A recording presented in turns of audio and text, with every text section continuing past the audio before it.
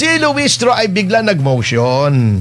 Ang sabi niya, i-arraign daw. I-arraign si VP Sara Duterte sa mga tuwid bagay, hinalin tulad niya yung impeachment court sa hearing sa criminal case.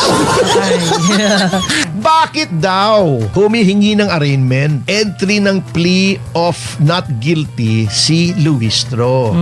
Kasi sabi niya, walang suporta sa rules yang sinasabi mo, Manay. Senator Escudero, as presiding officer, wala namang arraignment yun eh. Oo naman oh. Oo naman, Jervin eh. Oo naman oh.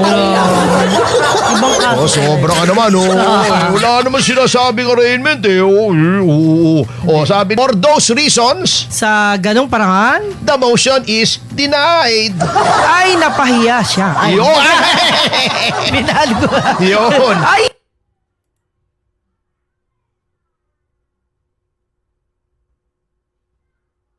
Oh, hindi ba parang napaka-confident ng dating, no? Parang she's at peace with herself, at peace with the world. Hindi ba? Napakaganda ng yung alam mo Admar, pare-pareho naman tayong nasa communications. So, sanay naman tayo dun sa impact ng salita, ng demeanor, no? At kitang-kita natin no, na napakaganda ng dating niya, no? Para bang sinabing ito ba mamamatay tao? Yung klase, yung bang itsura na yan, mamamatay tao, no? I mean, they can interpret it however they want, no? But at the end of the day, makikita ng taong bayan na kampante siya, no? Confident siya sa trial na ito. Breaking news mga kaibigan! Meron po tayong magandang balita dahil nagsalita na po si Professor Clarita Carlos. Nagulat nga ako itong si former National Security Advisor po mga kaibigan. Alam ko naman na Marcos po ito. Pero nagulat ako guys dahil ang sabi niya mukhang mababasura na po ang impeachment ni Vice President Sara Duterte. Mukhang panalo na po si VP Sara mga kaibigan sa kanyang panayam kanina. Dahil ang eksaktong kanyang sinabi sa kanyang statement po mga kaibigan, walang numero para sa conviction ni VP Sara? Question mark. Ibig sabihin guys, ayon po dito kay Professor Clarita Carlos, seems to me they are just going through the motions with these legal acrobatics, but at the bottom, the numbers are not there. Ibig sabihin mga kaibigan, nagpapaikot-ikot na lang po daw sila. Niloloko na po niya yung mga sarili nila mga kaibigan. Parang kung papanoorin niyo po ang impeachment, more of a propaganda. Black propaganda po laban kay Vice President Sara Duterte. Sinabi na rin yan ni Atty Panelo na ang nangyaring impeachment ay talagang klarong-klarong grandstanding po. Kasi po mga kaibigan, kahit saan natin tingnan ng anggulo, kahit i-consult pa natin sa ating konstitusyon, kailangan talaga natin ng majority vote. At yun na nga, 16. Kaya sinabi po ni Professor Clarita Carlos, anong ginagawa nyo dyan? Ha? Nagpaikot-ikot na lang kayo dyan, paserko-serko na lang kayo dyan. Parang ginawa nyong payaso yung mga sarili ninyo.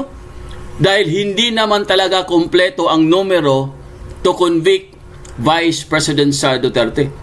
Ibig sabihin mga kaibigan, kahit matapos na po itong, kunwari tapos na po yung impeachment, anong gagawin nila dyan? Wala naman kayong proper number. Kasi, tandaan nyo guys, ang impeachment is a numbers game.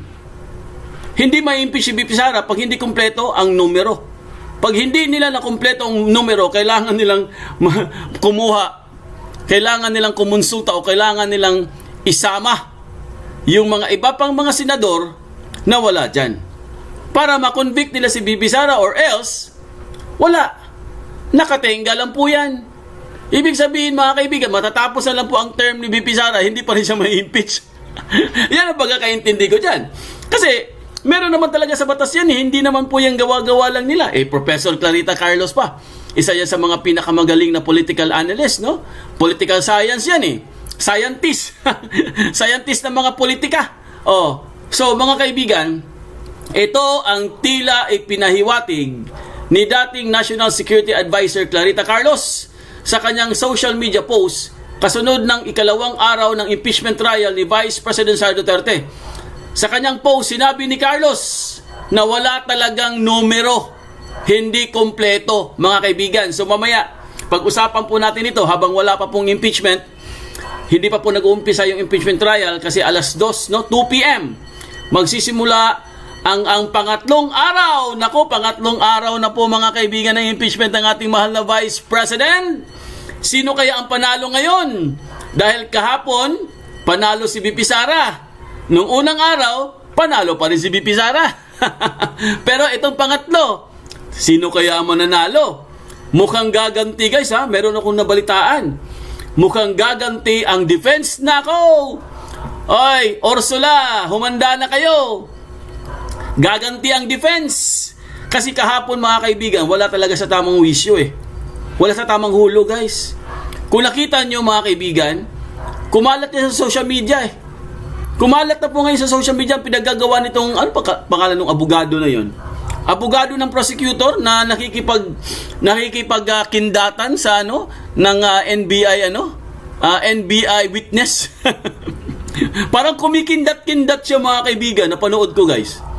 Na napansin ko, kinikindatan niya yung NBI witness. Mukhang meron silang eye-to-eye communication. Eye-to-eye contact. So mamaya, pag-usapan po natin yan dahil mga ilang minutes na lang po. Ihanda nyo na yung mga sarili niyo kasi medyo mahaba-haba na naman po itong live natin. Kasi kahapon po, inabot po tayo ng almost 5 p.m. Mahaba-haba kasi pag impeachment po mga kaibigan. Pero ang pagkakaalam ko kasi guys, ang ngayon ay kung hindi ako nagkakamali cross-examination na po tayo. Ibig sabihin ng cross-examination, magsasalita na po ang defense. Kung hindi ako nagkakamali correct me if I'm wrong. At gigisahin na po mga kaibigan ang witness.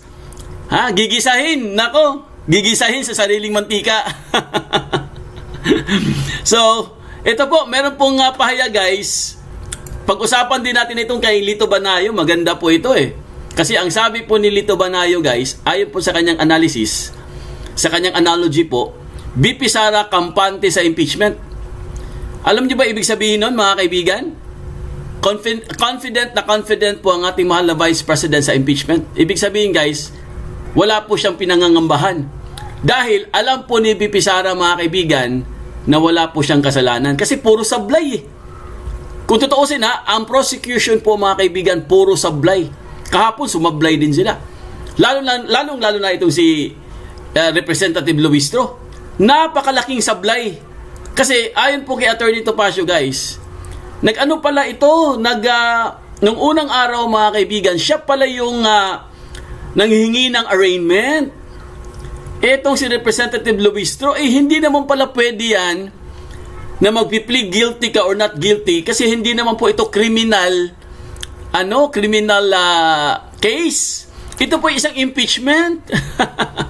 Wala talaga siyang alam Kaya pinagtawanan siya guys ni Atty Topacio at sinabing wala ka talagang alam. Napahiya po ang prosecutor nung unang araw. Kasi pinipilit nila mga kaibigan na mag-plead na daw ng not or guilty itong si Vice President Sara Duterte. Hindi naman pwedeng gawin yan. Kaya inano siya tawag dito, kinontra siya ni Attorney Season di ba? So mamaya ipapakita ko sa inyo yan para po meron din po kayong idea guys. Pero bago lahat, kung bago pa lang kayo sa aming channel, mag-subscribe po tayo mga kaibigan. Huwag niyong kalimutan mag-comment, like, at pakita notification bell para updated kayo sa aming mga bagong videos. ADF 2.0 po aming FB page. Follow, like, and share na mga videos. Ayan po, magandang Wednesday sa inyong lahat. Live po tayo, kaganapan po sa Senado mamaya, impeachment trial. Pangatlong araw, nako, defense, gaganti. Nako, abangan niyo mga kaibigan kung paano po lalampasuhin hahambalusin. Sasabihin na naman nila, ha? Sasabihin na naman po nila mga kaibigan na binalatan ng buhay. Nilamon. Kasi nilamon sila no? Pangatlong araw po mga kaibigan, ano po ang expectation natin dito guys? Mga kaibigan, ako po personal po, ito po, personal knowledge po natin ito dahil napapanood po natin yung ibang impeachment. Pagdating kasi sa cross-examination mga kaibigan, nako, na talagang ewan ko lang po kung ano mangyayari dyan sa witness na yan kasi kahapon pa lang kitang-kita na po mga kaibigan, talagang kita na po ang kalat nung isang witness na yung NBI na yon. Kita na po talagang grabe na po ang kanyang hindi talaga niya ma-express ng tama yung mga sasabihin niya dahil nagdidepende lang po siya mga kaibigan sa kanyang notes. Di ba? Nakita nyo naman, nagbabasa. Sabi nga nila ano yan, script mo ba yan? Mukhang script mo yan Di ba? Nagbabasa siya. Nagpapaalam muna siya sa presiding officer. Sinasabi niya, pwede bang basahin ko muna yung notes ko bago ako sumagot? Di ba? Ibig sabihin, meron siyang kodigo. Kasi pag wala siyang kodigo, baka mamaya magkamali. Mali yung script. Di ba? So ngayon, ano pong expectation ninyo guys sa pangatlong araw ng impeachment ni Bibi Sara? Dahil kung hindi ako nagkakamali, ito na po ang araw ng cross-examination. Humanda kayong lahat sa mga pasabog at mga revelasyon ngayong pangatlong araw ng impeachment ng ating Vice President Sara Duterte. So anyway, mga kaibigan, pag-usapan muna natin itong si Professor Clarita Carlos. Okay? Unahin muna natin to kasi medyo matagal-tagal pa naman. Meron pa tayong 30 minutes bago po mag-umpisa ang impeachment. Bibigyan ko muna kayo ng update dito sa pahayag or panayam ni Professor Carlos patungkol po kung bakit po hindi na po matutuloy itong impeachment o hindi po makukonvict si Vice President Sara Duterte. Kumbaga guys, nagsasayang lang po sila ng kanilang laway itong mga prosecution.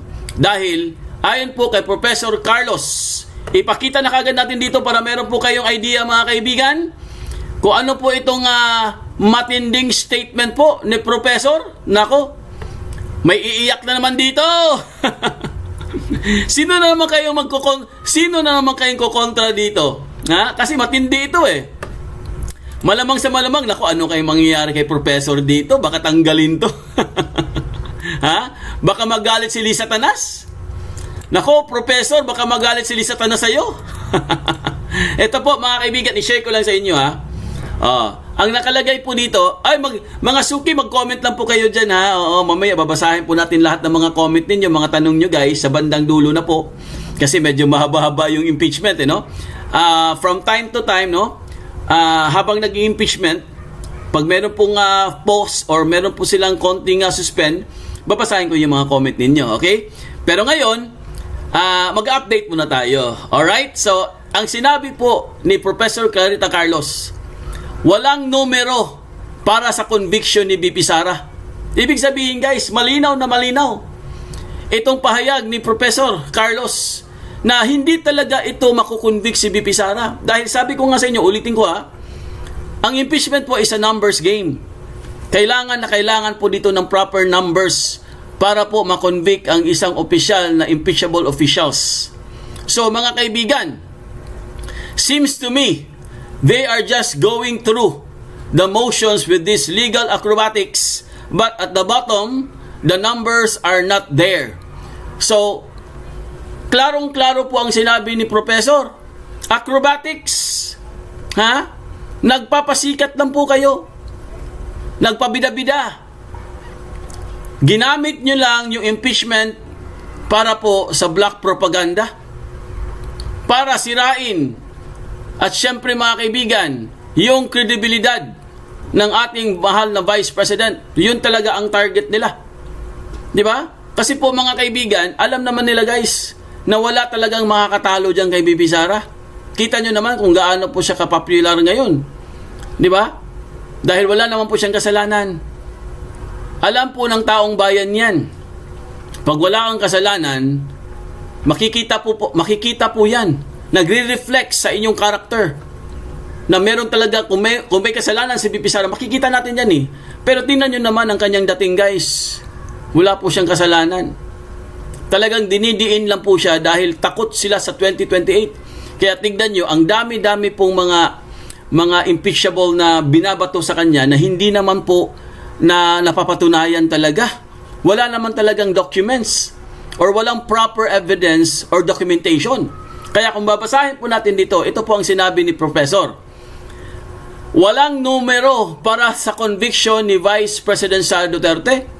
Ito ang tila ipinahiwatig ni dating National Security Advisor Clarita Carlos sa kanyang social media post kasunod ng ikalawang araw ng impeachment trial ni Vice President Sara Duterte. Seems to me they are just going through the motions with these legal acrobatics, but at the bottom, the numbers are not there.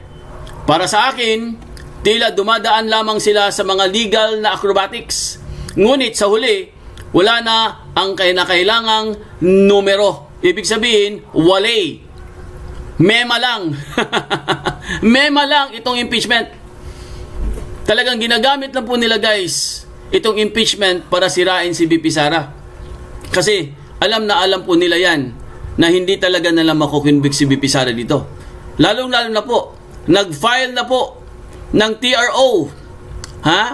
Itong si Atty Topacio at yung iba pang mga abogado. 8 abogado po ang nagtutulungan dito, guys, para mabigyan po ng temporary restraining order para pasamantalang ihinto ang impeachment ni VP Sara dahil po illegal ang ginawa nila sa pagtalaga ng isang presiding officer na walang iba kundi si Keso. Dahil meron na po tayong SP. So, bagamat hindi niya tahasang tinukoy ang particular na issue, lumabas ang kanyang pahayag matapos linawin ni Presiding Officer Senator Chis Escudero na kailangan ang boto ng 2/3 ng lahat ng miyembro ng Senado o 16 na boto upang mahatulan at makonvict ang Vice Presidente sa impeachment trial. Nauna rin sinabi ni Escudero na ang conviction ay nangangailangan ng 16 affirmative votes mula sa kabuang 24 na senador. Alinsunod sa itinakda ng konstitusyon, kasunod dito umani ng iba't ibang interpretasyon at reaksyon sa social media ang naging pahayag ni Professor Carlos. So, malinaw na malinaw, guys, na hindi po pwedeng makonvict si VP Sara hanggat hindi po makompleto itong threshold po para po tuluyan na pong ma-impeach ang isang impeachable officials. Kailangan po nila ng 16. Pero anong ginawa nila? Inipit nila. Inubos nila, guys, or uubusin nila. Lahat aarestuhin para kumonte, pero nagkamali pala sila. Dahil nga mga syunga, mga BO, nagkamali po sila, mga kaibigan. Ano pong mali nila, Pudinet? Hindi nila akalain or hindi nila napansin na kahit ipakulong mo pa yung mga senador na yan, senador pa rin sila. Di ba? Tama? Kahit isuspend nyo pa sila, kahit mag-preventive suspension pa kayo, senador pa rin po sila, mga kaibigan. Dahil hindi naman sila nag-resign. The moment ang isang opisyal nag-resign yan, automatic po hindi na siya senador. Pero pag nasuspend ka lang, senador ka pa rin. Or nakulong ka, senador ka pa rin. In fact, meron na tayong president dyan. Sino po? Sino po ang nakulong na senadora? Ay walang iba kundi itong si Laila de Lima. In fact, nagtatrabaho pa rin siya kahit nasa kulungan siya. Nakatanggap pa rin siya ng MOOE. Biruin nyo, nakakulong ka na, nakatanggap ka naman ng 10 million MOOE. Wow!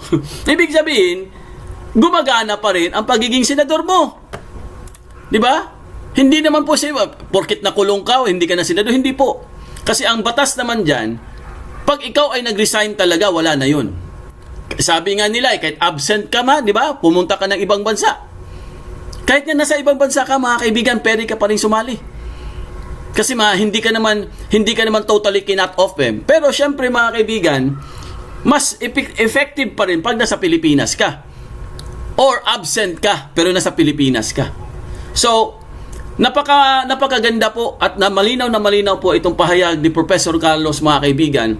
Nabigyan po tayo ng buhay, guys. nabuhayan po tayong lahat. Ibig sabihin, hindi pa po tapos ang laban. Katulad po ito meron po tayong paparinig ko lang sa inyo po ito mga kaibigan, no. Meron pong pahayag diyan si Lito Banayo. Napakaganda po ito mga kaibigan dahil ang kanyang sinabi guys, talagang kampante po ang ating Vice Presidente patungkol po dito sa impeachment. Bakit po siya kampante mga kaibigan? Dahil alam po ni VP Sara na wala talagang laban, walang kalaban-laban itong mga prosecutor. 'Di ba? Lalamunin sila ng buhay. Eto na naman tayo, lalamunin ng buhay. Okay mga kaibigan, pakinggan lang muna natin si Lito Banayo po para po makompleto po yung context natin.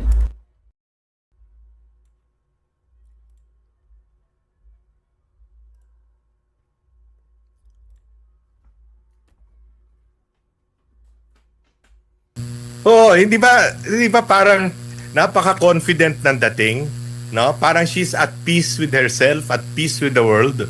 Hindi ba? Napakaganda ng yung alam mo Admar, pare-pareho naman tayong nasa communications. So, sanay naman tayo dun sa impact ng salita, ng demeanor, no? At kitang-kita natin no, na napakaganda ng dating niya, no? Para bang sinabing ito ba mamamatay tao? Yung klase, yung bang itsura na yan, mamamatay tao, no? I mean, they can interpret it however they want, no? But at the end of the day, makikita ng taong bayan na kampante siya, no? Confident siya sa trial na ito. Kampante, confident sa trial or sa impeachment trial ang ating mahal na Vice President. 'Di ba? Napakaganda po ng sinabi guys ni Attorney Lito Banayo. Confident na confident po. Bakit? Dahil nga alam po ni VP Sara mga kaibigan na talagang wala po silang laban guys. Hindi siya mako-convict dito. 'Di ba? Kaya nga nagpapakita po si VP Sara mga kaibigan na siya po ay nakikibahagi din, no? Pumunta siya sa Senado, hindi siya natakot. Sabi kasi nila natatakot daw si VP Sara kaya hindi siya nagpapakita. Yun na nga, pumunta na nga siya sa Senado Nagpakita na nga siya ito namang ito namang mga prosecutor, kung ano-ano mga sinasabi. Pag wala si VP Sara, hinahanap nila. Pero pag andyan na si VP Sara, ayaw naman nilang tanggapin. Ano ibig sabihin nun?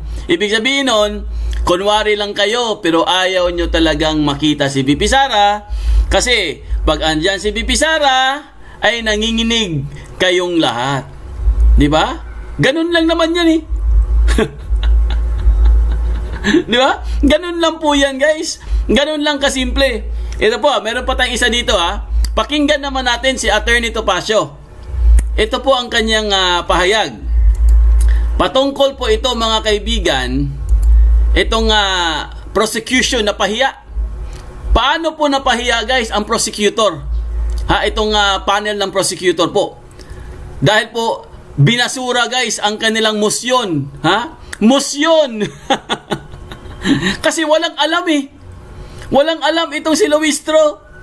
Walang alam itong mga prosecutor kaya napahiya sila mga kaibigan. Ito po, panoorin po natin. Pakinggan po natin si Atty Topacio po para makompleto lang po yung context natin. Okay? Kasi malapit na po tayo mag-umpisa. Mga ilang minuto na lang po mga kaibigan ay mag-uumpisa na pong impeachment. Pangatlong araw na impeachment ni VP Sara. Kaya ito, panoorin muna natin. Pakinggan muna natin si Atty Topacio po sa kanyang pahayag.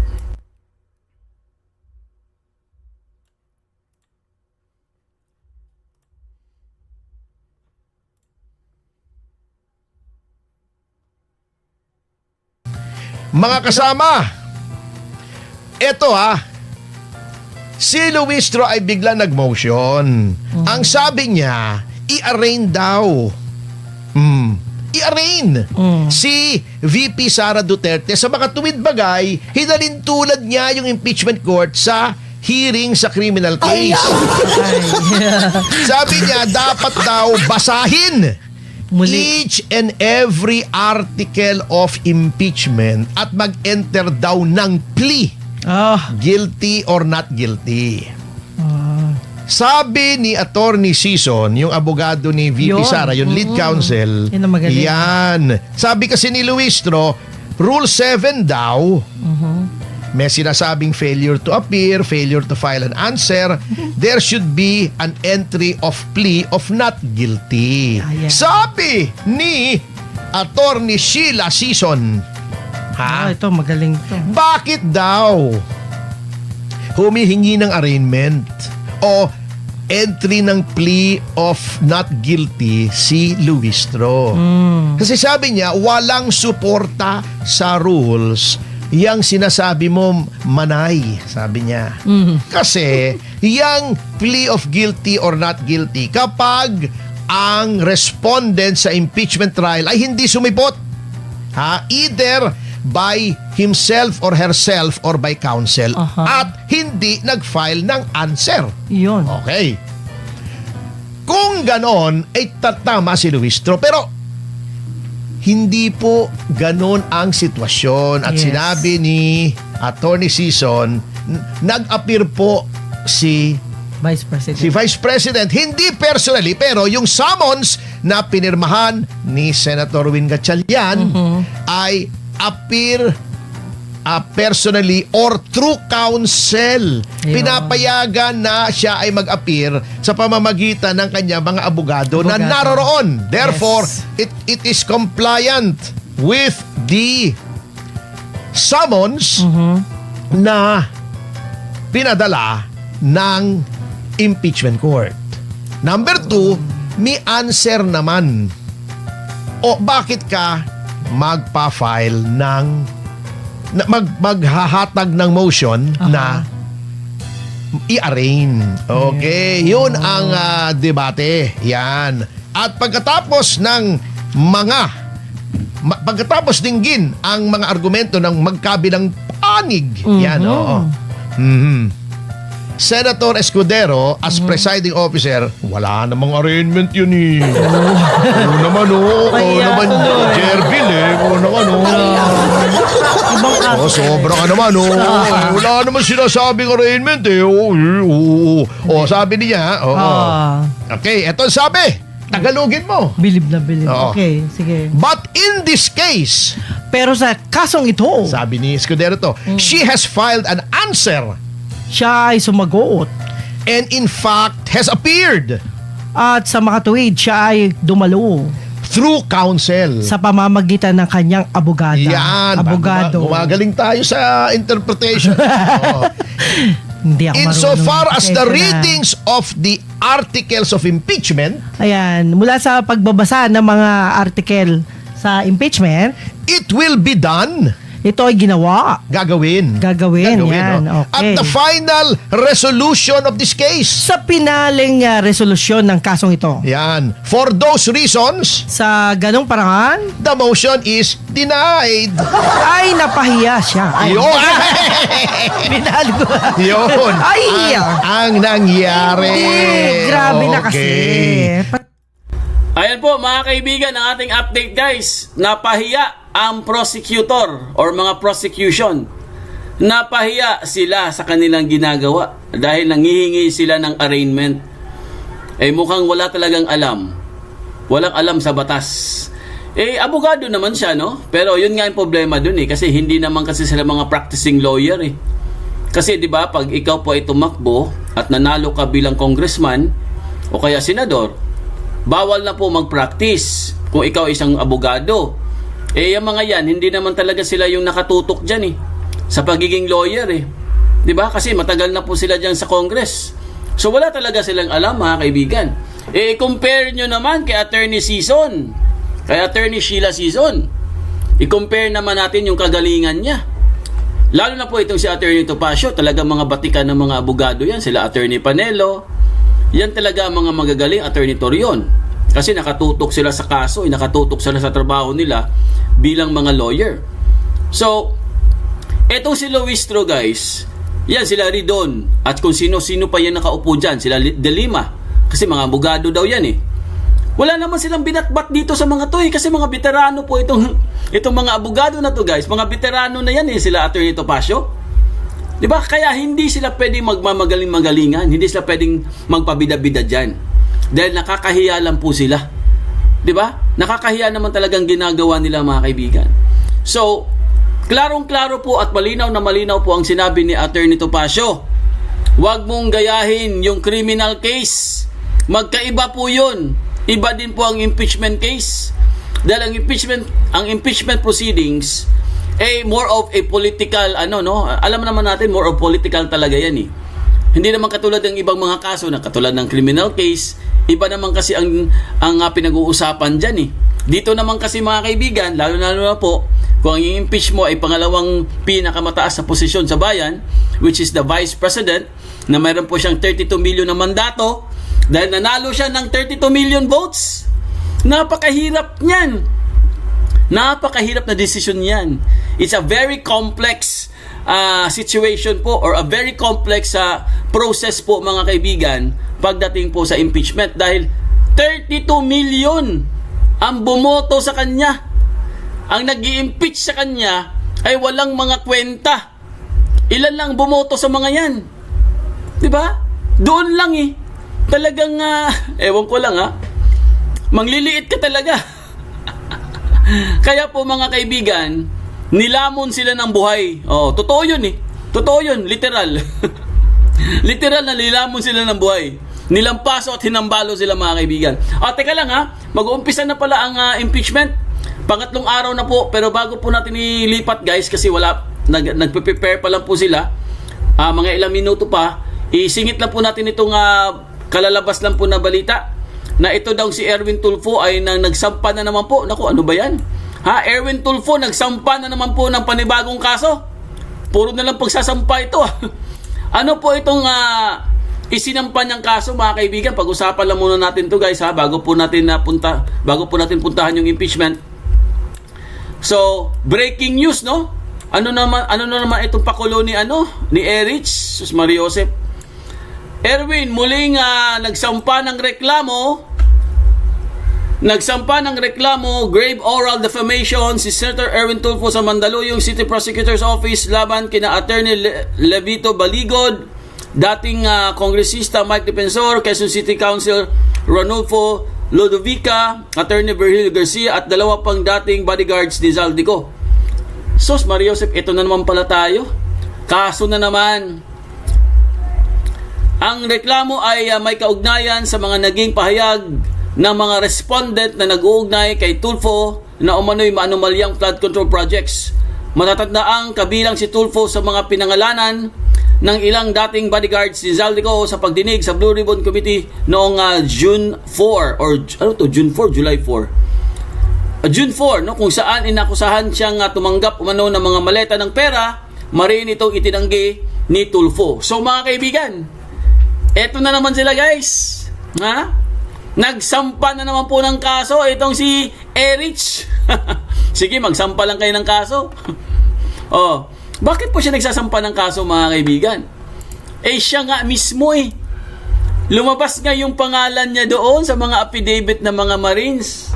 Ayaw nyo kasing imbestigahan Yan ang problema sa inyo Ilang beses na kayo pinagsabihan, ilang beses na kayo binigyan ng suggestion.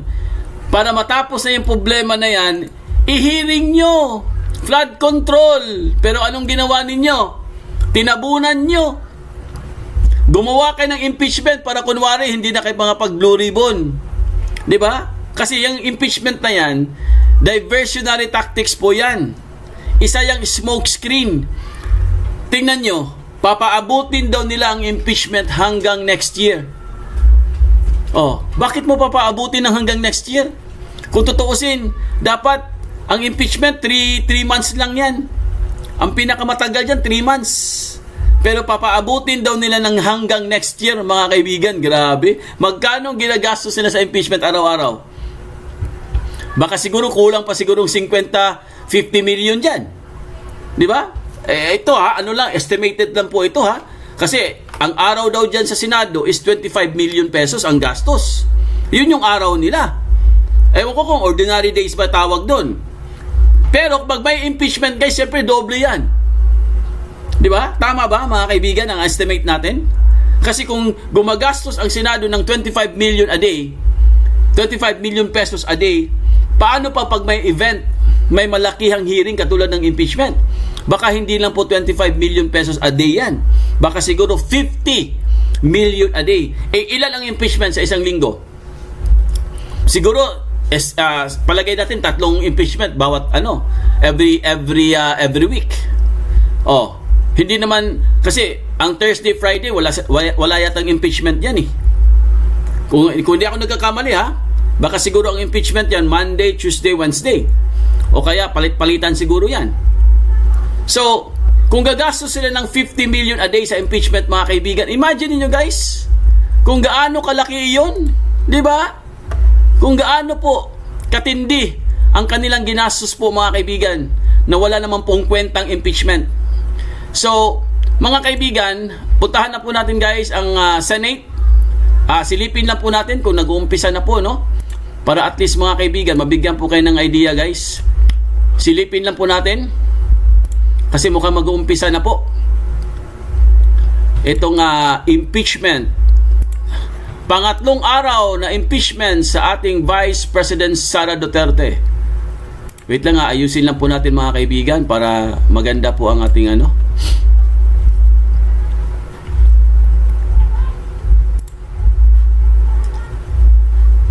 check lang po natin kasi baka mamaya mag-umpisa na.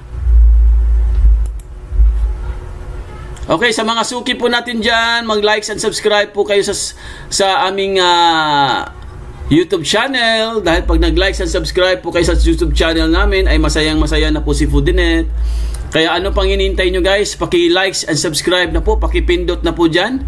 Huwag po kayong kuripot kasi libre yan, walang bayad. Oo, libre po yan, walang bayad. At pwede nyo i-share ha? Share po tayo, mga kaibigan. Sa ating po mga suki dyan, paki-share lang po ang ating mga video po. Kung meron po kayong mga sarili mga page, pwede nyo pong i-share ito sa inyong mga kaibigan, sa inyong mga kamag-anak, at kung sino-sino pa para marami po makabalita sa ating mga updates. So mga kaibigan, mga ilang minutes na lang po ay mag-uumpisa na po itong pangatlong araw ng impeachment po ng ating mahal na Vice President. Mukhang meron po tayong aabangan dito na surprise. Ano kaya ang magiging surprise? Ano kaya ang pasabog ngayong pangatlong araw ng impeachment ng ating mahal na Vice President? Kasi marami talagang nag-i-expect dyan na ang aarangkada daw ngayon, mga kaibigan, ay ang defense. Dahil kahapon po ang mga prosecutor, ngayon naman defense. Kung hindi ako nagkakamali, ngayon yata ang araw na to ang cross-examination po dito sa mga witness guys, or dito sa isang witness po ng NBI. Kasi kahapon, di ba, na-cut off nga sila, pinutol. O kasi kung hindi ako nagkakamali, meron yata silang dyan parang hanggang siguro 5 hours lang yata siguro yung impeachment nila, no? So mga kaibigan, nag-uumpisa na po guys. Puntahan na po natin Senate President, the presiding officer of the Impeachment Court, and the senator judges.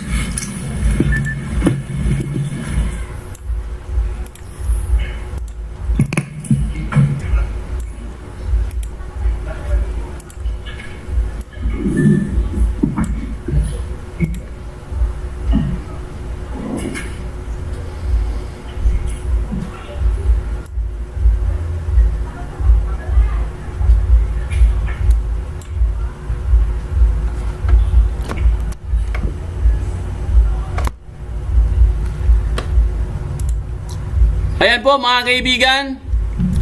Tingnan nyo, pakisilip po sa inyong screen guys. Nag-umpisa na po sila. Ayan The Sergeant at Arms is directed to make the proclamation. All persons are commanded to keep silent under pain of penalty while the impeachment court is in session for the trial of Vice President Sara Zimmerman Duterte. The impeachment trial of Vice President Sara Zimmerman Duterte is hereby called to order. We shall be led in prayer by Senator Pia Cayetano.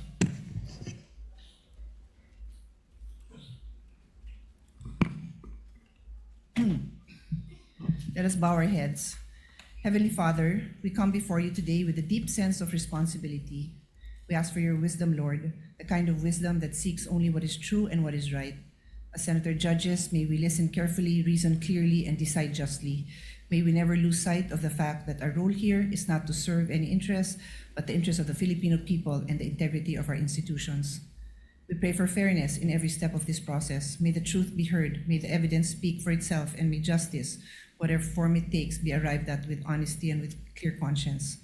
We also pray for our nation. We know that moments like this can divide us. May this process, difficult as it is, bring us closer to the kind of Philippines we all want to live in, one where no one is above the law and where every Filipino can trust that justice is real. In your word, Book of Timothy 2, verses 1 to 2, Timothy urges the people to pray, petition, and intercede for their leaders. We are a prayerful nation, O Lord. Please hear our prayers. In Jesus' name, amen. Amen.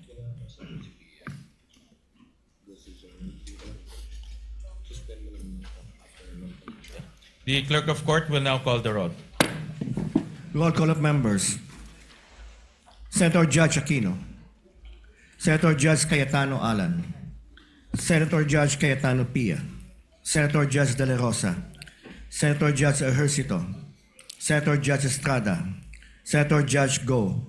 Senator Judge Ontiveros. Senator Judge Lacson. Senator Judge Lapid. Senator Judge Legarda. Senator Judge Marcoleta. Senator Judge Marcos. Senator Judge Padilla. Senator Judge Pangilinan. Senator Judge Soto III. Senator Judge Tulfo Erwin. Senator Judge Tulfo Rafi. Senator Judge Villanueva. Senator Judge Villar Camille. Senator Judge Villar Mark. Senator Judge Zubiri. The presiding officer, Senator Judge Escudero. Senate President Gatchalian. With 20 senators present, the chair declares the presence of a quorum. We recognize the presiding officers, Senator Chis Escudero. Thank you, Mr. Senate President. The presiding officer dispenses with the reading of the journal, and if there are unless there are objections, considers the journal of July 7, 2026 as approved. The clerk of court will please call the case before the impeachment court. Case number 004-2026 in the matter of impeachment trial of Vice President Sara Zimmerman Duterte.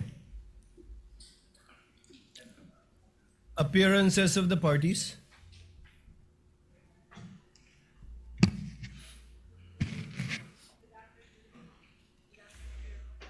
Tech, kindly turn on the mic.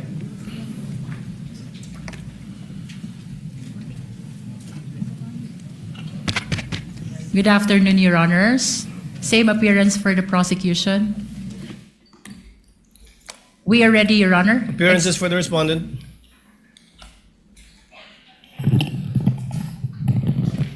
Good afternoon, Your Honors. Same appearance for the Vice President. Clerk of court is instructed to kindly bring the witness that was testifying yesterday, I believe Mr. Kalilong. Your Honor, the prosecution is ready for the continuation of the presentation of our first witness, NBI Agent Kalilong. And with that, Your Honor, we would like to request that Attorney Virgil Ligutan, Attorney Amado Ligutan be recognized, Your Honor.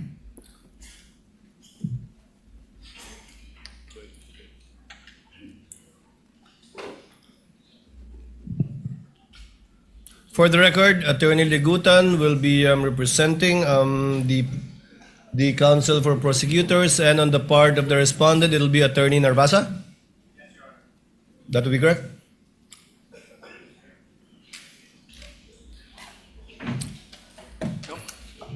By the way, while we're waiting for the witness, Attorney Narvasa, if you recall yesterday, Attorney Ligutan, in response to a question by a senator judge, gave a discussion, a peroration, if you will. But yesterday I said we will be giving counsel the same opportunity. I cleared it earlier with Senator Pia Cayetano, who wanted the statements deleted from the record. However, since this is a televised proceeding, nakita na napakinggan na So, i-erase ko man sa record, baliwala na lang. The fairest thing to do is to give you an opportunity as well. Attorney Ligutan spent 5 minutes and 18 seconds delivering his discussion. The court will give you the same time after your cross-examination with a warning.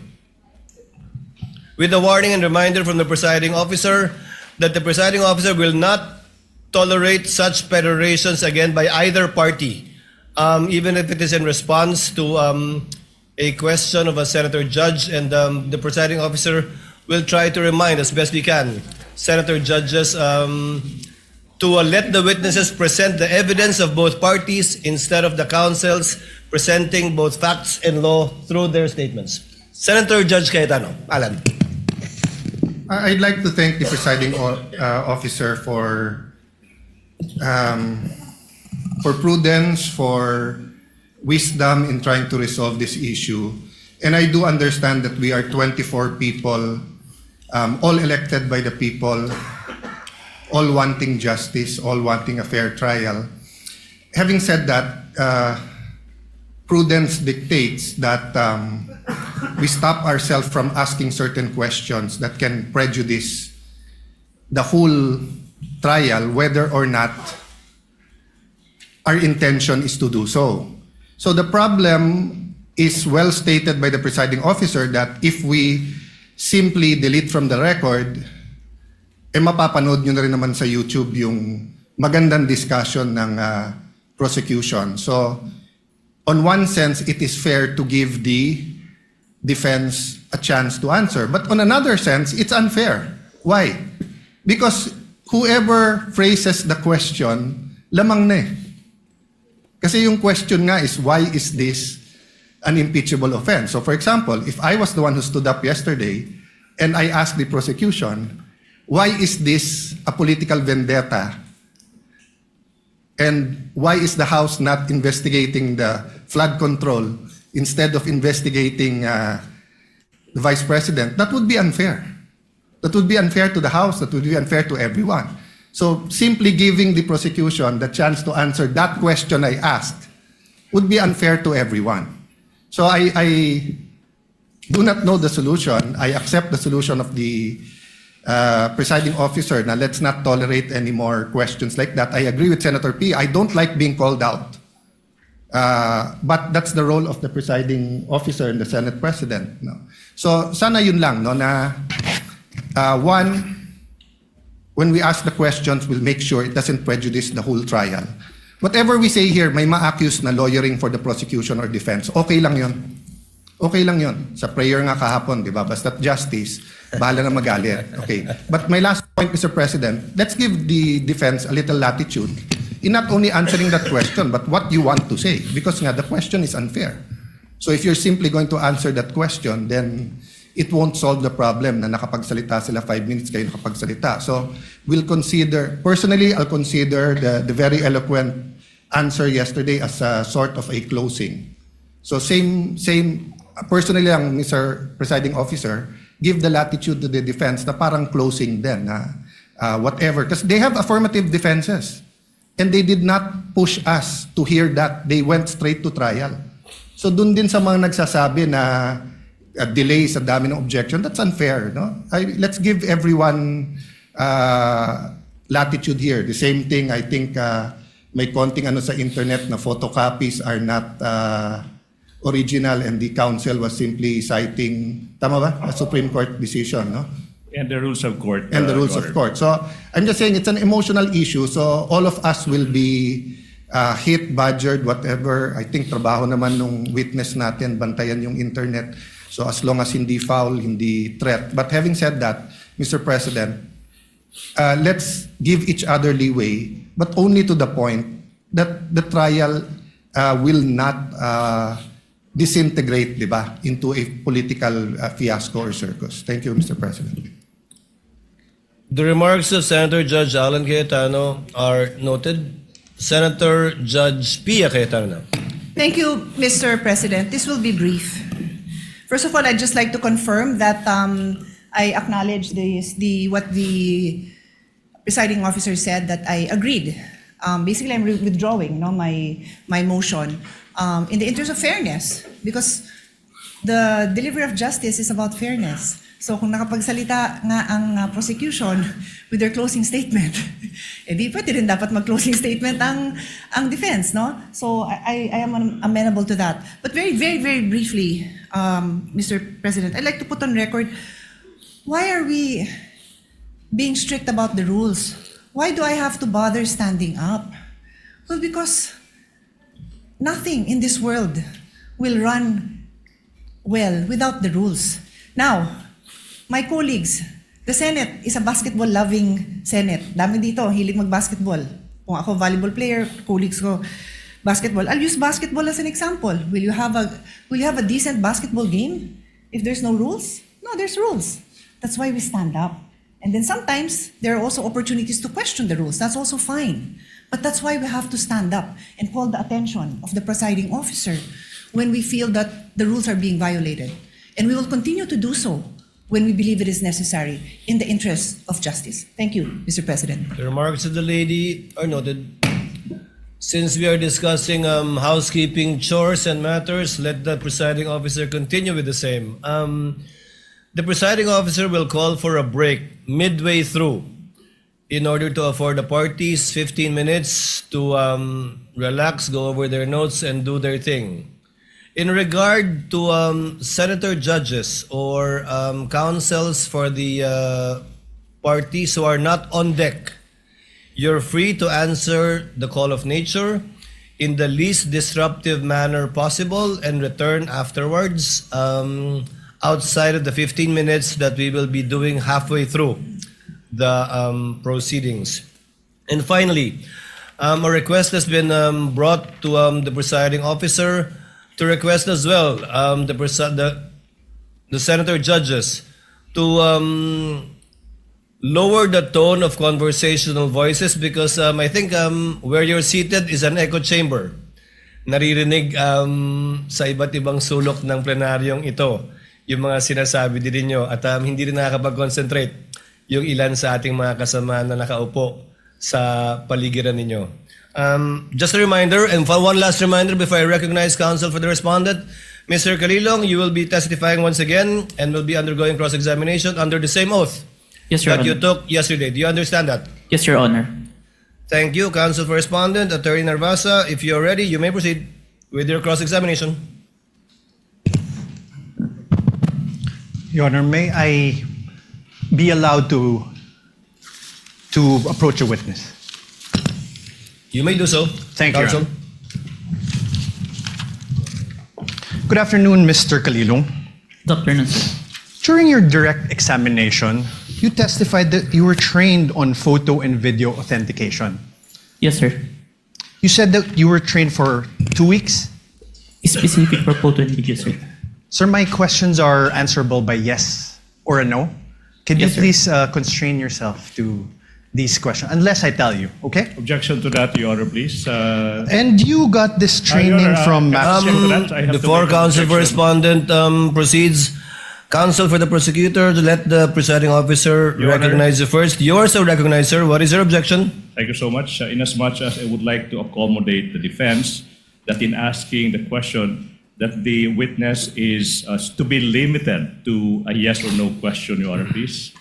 Unfortunately, Your Honor, please, that's not sanctioned in the rules. There's nothing in our rules that would allow a defense to constrain a witness, even on cross-examination, to answer the questions by a yes or no answer. It's not in the rules. So, Your Honor, please, we cannot constrain a witness to answering either a yes or a no. The witness should be able to qualify. The usual answer by the defense is that it could be handled by the prosecution on redirect. But that is not the case, Your Honor, please. So long as there is nothing in the rules that would allow the defense to constrain the witness to answer yes or no, the prosecution will vehemently object to that, Your Honor, The please. presiding officer May I, Your overrules Honor? the presiding officer overrules the objection. The counsel for prosecutors can make a continuing objection regarding this matter, but it is the position of the presiding officer that the witness is seasoned enough, according to his testimony yesterday, has attended over, if I recall correctly, 30 hearings already. So he would know how to respond and to explain if the need would arise, and it's up for counsel for the respondent, if at all, to strike out whatever answers that are not responsive to his question. Counsel for respondent may proceed. Thank We you. would abide, Your Honor. We would abide. Thank you, counsel for the prosecutors. And you testified that you got this training from MaxCore Interventures, Yes, correct? sir. And you said that the training you got from MaxCore Interventures was in digital forensics. Yes, sir. I have with me in Articles of Partnership of MaxCore Interventures Co. You see that it states that it is the Articles of Partnership of MaxCore Interventures Co. Your Honor, may we allow Attorney Stephen Magallon to also approach the witness stand to peruse the document. And of course, at this juncture, Your Honor, please, I have to object. I have no question yet, Your Honor. Yeah, I am objecting to the witness being shown an articles of incorporation, Articles a of partnership of a partnership, Your Honor, please. Anyways, since the question has not been asked, I will... Let us wait for the question, counsel. In the meantime, the presiding officer allows counsel for the prosecutors to examine the document being presented to the witness. And Your Honor, for the reference of the senators, we are flashing this Articles of Partnership on the screens. Sir, please take a look at page 2 of these articles.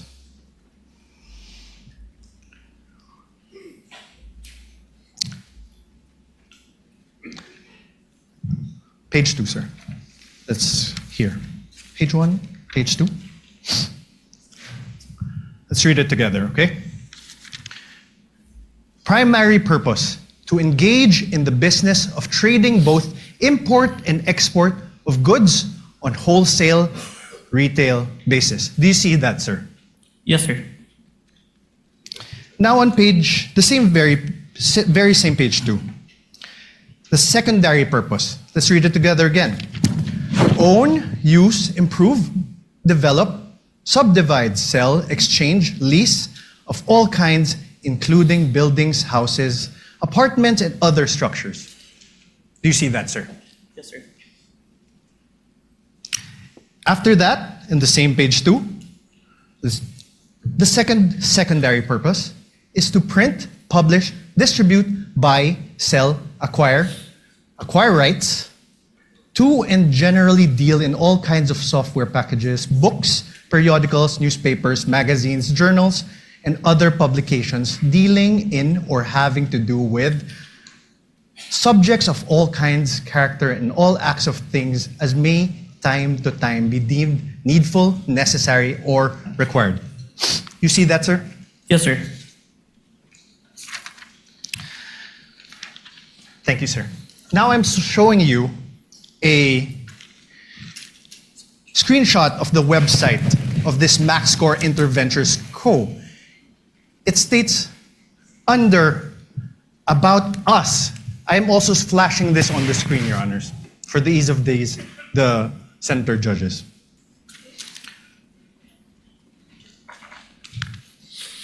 Your Honor, at this juncture, the prosecution will now manifest that there was no question propounded as to the presentation of the Articles of Partnership. And the counsel is now moving forward to the presentation of an alleged website. Therefore, it seems that the defense counsel is the one presenting the documents without propounding any question to this witness. Highly improper, Your Honor, please. Highly improper. The counsel should be asking questions and not presenting document. You will have your turn when the defense team is allowed to present your evidence. 2 documents, no question yet. Highly improper, Your Honor, please. Again, I don't want to put the lawyer on the spot, but that is highly improper. Ask questions. Your Honor, I did ask questions. No, there was no question. Counsel, can we ask that the transcript be read back? Counsel, kindly proceed. Thank you. Counsel for the prosecutors, with the understanding that Mr. Calilong is not testifying as to the truth of whatever counsel asked him or what he read, because clearly he's not competent Agreed, to Your Honor. testify as to the truth of what is contained in the Articles of Partnership. However, as to the fact that he read it and saw it, up to that extent, and the senator judges are so advised as well. So ordered. You may proceed, sir. Thank you, sir. And I am on cross, Your Honor. Thank you. Sir, under the words about us, it says MaxScore Interventures has been established as a one-stop source of different products and services intended for both government and private institutions. Its company tagline, Innovation Without Boundaries, stands true testament to provide customers with quality merchandise, from the simplest to the most sophisticated ones at very affordable prices. The company places a long-term business relationship through customer satisfaction on top of its priority list, with integrity and honesty as the foundation of the company. It envisions to evolve into excellence amidst the competitive pace of information technology. You see that, sir? Yes, sir. Sir, now I'm showing you another screenshot of the website of this MaxScore Interventures Co. You confirm that I'm also flashing this for the ease of the court.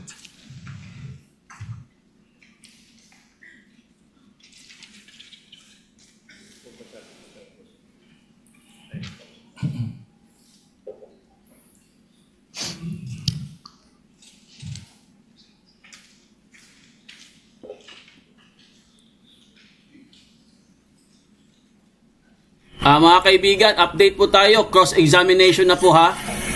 Ito na po yung tinatawag na cross-examination po, kaya ganyan po ang setup. Okay? Sa mga...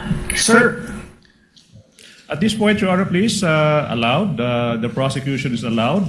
Counsel for the prosecutor is recognized. Your Honor, not by way of an objection, but a manifestation, Your Honor, please. Your Honor, this is... Wait. I'm Before not- that, I would like to object to your manifestation. Your Honor, there's no objection. Why is the Your Honor, prosecutor allowed to manifest during my cross-examination? Counsel Honor. for respondent, kindly wait for the presiding officer to recognize you. Thank you, Your Honor. What is the desire of the counsel for the prosecutors to I make would a like to put into record the simple fact, Your Honor, please, that basis has not yet been laid as to the presentation of these documents. He presented an articles of partnership and screenshots of websites without saying who took these screenshots or who, from where did the defense get the articles of partnership. That is only by way of manifestation. No need for the court to rule on that, Your Honor, please. Noted.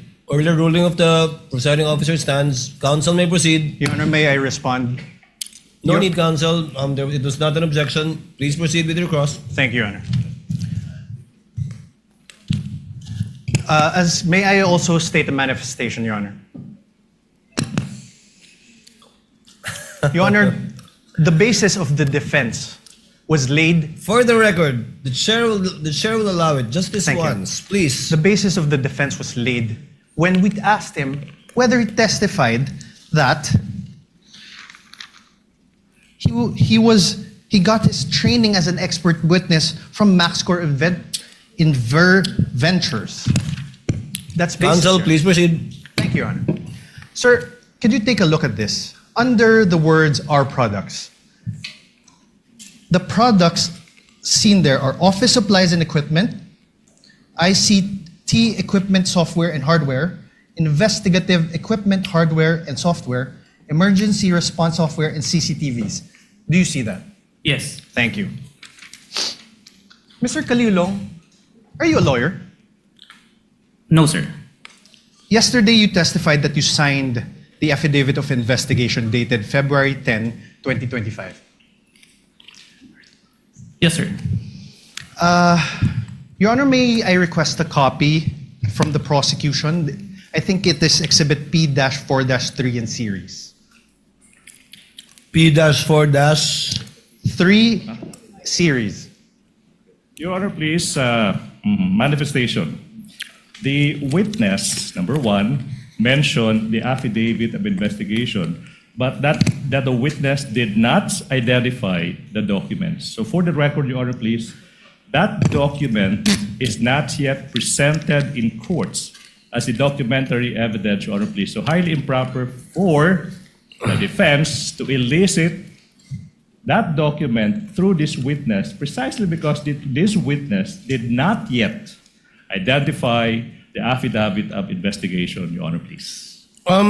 Which exhibit is this? I believe he did, counsel, but which exhibit is this? Exhibit P-4-3 to Exhibit P-4-3BB, Your Honor. Your Honor, please, if I may, it was not yet identified, but it's pre-marked, Your Honor, please, to be presented by our next witness, Attorney Jeremy Lotok. So highly improper, in as much as we want to accommodate the defense. So who is the signatory in that document? Is it Your Honor, Mr. Kalilong is a signatory to that document. Is one of the signatories? Yes. Is one of the signatories? But the counsel for prosecutor is correct. This document has not yet been identified by any of the witness for the counsel for the prosecutors. Yes. You will get your chance, counsel for the respondent, when Attorney Lotok testifies later, which I believe this is the only exhibit that he will be testifying to. All right, Your Honor. Kindly proceed, counsel. You mentioned a affidavit of investigation, correct? Yes, sir. And this affidavit of investigation, you sent a copy to the House of Representatives Committee on Justice. Yes, sir. You identified it during the House Committee hearings on April 29, 2025. Yes, sir. I'm showing you now an affidavit of investigation. This is marked as Exhibit D-4-46 in series, Your Honor. D-4-46 in series. Is there a counterpart marking from the counsel for prosecutors? Yes, Your Honor. This is P-4-3 to P-4-3BB. Thank you. For the record. This annex of this affidavit of investigation has appendages, correct? Annexes. Yes, sir. And it forms a whole, correct? Yes, sir. Okay. Sir, do you confirm that you signed this? I'm one of the signatories, sir. Do you want me to have him identify signature? Okay. Your Honor, do you have here, sir? Kaso lang, sir, yung sinumbit emote po, I withdraw, Your Honor. Apart from this affidavit of investigation, dated February 10, are you aware if there is another affidavit of investigation executed by the NBI represented by the Cybercrime Division in relation to this case? This is the only one that is submitted, sir. No, executed, signed. My question is The defense executed. cannot argue with the witness, Your Honor, please. The witness would know how to respond, counsel. If he is not responsive to your question, do not argue with the witness. Yes, Your Kindly Honor. rephrase. Apart from this affidavit of investigation, are you aware if there is any other affidavit of investigation signed by the NBI represented by the cybercrime? Okay, at that juncture, I have to object. Vague, Your Honor, affidavit of investigation signed by Related the to this NBI. case, Your There could Honor. be thousands. Related of to this documents. case. If the witness knows, witness may answer. Is there any other affidavit of investigation executed by the NBI cybercrime in relation to this case, witness? As far as I remember, sir, this is the final affidavit of investigation, sir. Final affidavit. Are you sure, Agent? Let me remind you that you are under oath. Yes, sir. I have with me a certification, a DOJ certification executed by J.V. Lawrence B. Bandung, Senior Assistant State Prosecutor J.V. Bandung. For the record, Your Honor, this is Exhibit D-4-29 for the defense. Do you see this, sir? Yes, sir. This certification dated February 5, 2025, states, and I quote, the referral The complaint referral does not contain all the necessary evidence to prove the essential elements of the crime. Therefore, it is recommended that the same be first referred for case build-up. Do you see that? Yes, sir. Now below that, in the second page, below that, under the word notes, number 1, therefore, states, and I quote, that there is no... May I have this flashed on the screen, please? For the ease of the court. So the Honorable Court can follow. Under notes again, sir. For the record, Your Honor, we are flashing the certification on the screen. Under notes, sir, number 1 therefore states, and I quote, there is no affidavit of the persons who recorded the video entitled VP November 23 Press Con at Batasan through open broadcast software OBS and in turn stored it in a digital video disc. Do you see that, sir? Yes, sir. Let's go to page 2. On paragraph 7, it states, and I quote, one of the elements of the crime of grave threats is that the offender threatens another with infliction upon the latter's person, honor, or property, or upon that of the latter's family of any wrong amounting to any crime. In the instant complaint, only the NBI executed an affidavit and there was no participation on the part of the offended parties, as it appears. NBI is not the offended party for the crime of grave threats. Do you see that? Yes, sir. Above this, in paragraph 6, it states that, and I quote, only the minutes of the meeting with several personalities and representatives from various media outfits were submitted. And although the minutes were signed, there was no individual affidavit executed regarding the contents of said minutes. Do you see that, sir? Yes, sir. On paragraph 5, it states that, and I quote, the affidavit of one Patria Morales mentioned that she stored these footages in a USB and submitted it to the NBI. However, there was no USB attached to the complaint, only a DVD was attached. There was no detail regarding the contents of this DVD. Do you see that, sir? Yes. On paragraph 4, it states, and I quote, Annex L did not indicate who made such TSN. There was also no affidavit of the person who made the TSN. Do you see that? Yes, sir. On paragraph 3, it states that, and I quote, Annexes I and K, open parenthesis, DVDs with markings NBI-CNN-C-2412-43-6-2 and NBI-CCN-C-24-12436-2, close parenthesis, were not accompanied by an affidavit of the record and TSN, also affidavit of the one who will execute the TSN.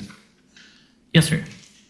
On paragraph 2, it states, and I quote, the press briefing conducted on October 18 was not recorded and or stored in the DVD, no video submitted, and there was no TSN of the said briefing and the necessary affidavit of the person taking the CSN. Yes, sir.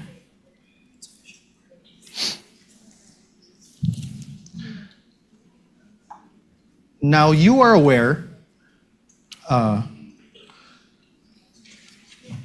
sir, so now is your memory refresher?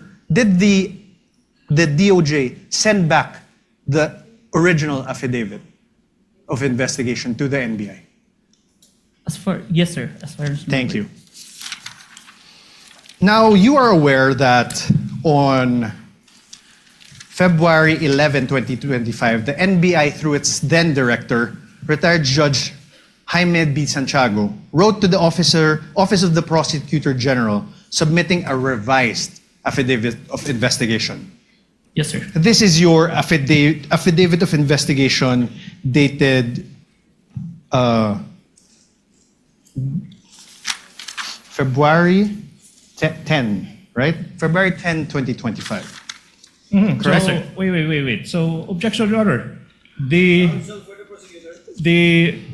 defense said that this is your affidavit, dated February 10, without showing any document to I'm the asking, witness. sir. How could the witness answer to a question that is not accompanied with a document? That should be the basis for the question. And, the And answer, this Your is Honors. your affidavit. I will reform, Your Honor. Kindly reform, counsel. Thank you, Your Honor. This is your affidavit dated February 10, 2024, correct? Please check.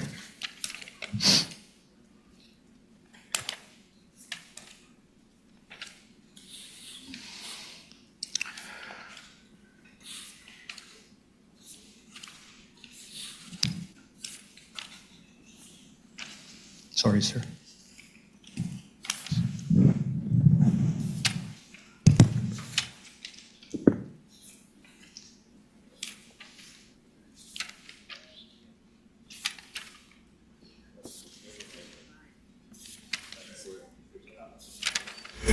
Ganyan talaga pag cross-examination intense. Oo, talagang ano yan. Pressure, no? Pressure talaga lahat dyan. Pero tingnan nyo naman guys, yung defense. Ang galing, di ba?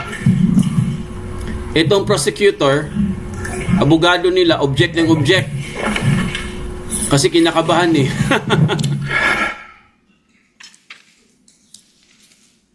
Your Honor, can I make a manifestation, Your Honor, please? Your Honor, can we object again to this manifestation? I will not even object. I'm being generous. Your Honor, Counsel, let's wait for the witness to review it. It's a voluminous document. And the signature is on the last page. You can make the corresponding objection to signature. the style, manner, of cross-examination of the counsel for responding at the proper time. Signature. Yan po. Itong si Attorney Sipon, mema talaga eh. Mema eh. Is this the amended affidavit of investigation? This is a photocopy of the Yes, sir. affidavit, sir. This is the amended one. Yes, sir. The photocopy, sir. Thank you. With the permission of counsel, Mr. Calilong, what was the date of the first affidavit you submitted that was returned by the DOJ to the NBI? As far as I remember, January 30, and was when the certification was issued, we complied with the requirements and submitted it on February 10. That's Have you why there's a identified that affidavit of investigation dated January 30 in yesterday's proceedings? No. Yes or no? Sir? Have you identified the January 30? The one that I identified, Your Honor, is the authentication, Your Honor. Not the affidavit of investigation. So you have not done so? Yes, sir. This one, you have not done so too? Yes, Your Honor. For the record, counsel, you may proceed.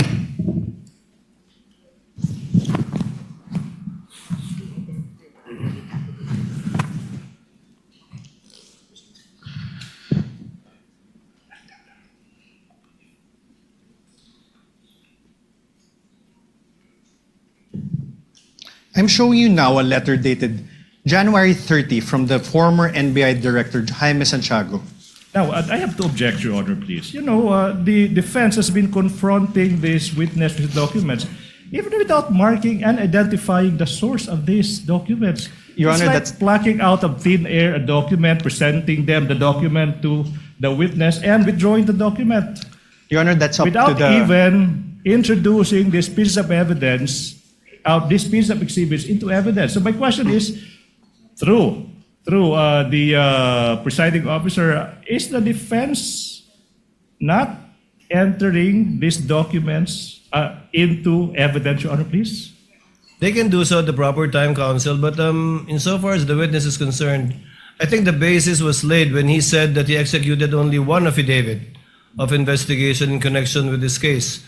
Now it seems that there are two affidavits, I would like to make both of which have not yet been presented. One will be presented, I think, by Attorney Lotok Your Honor, for But the first record, one, we're not aware of it.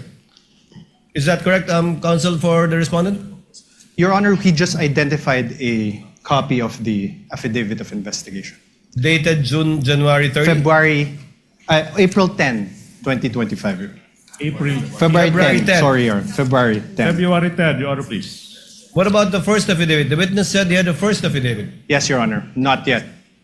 Not yet. Yes.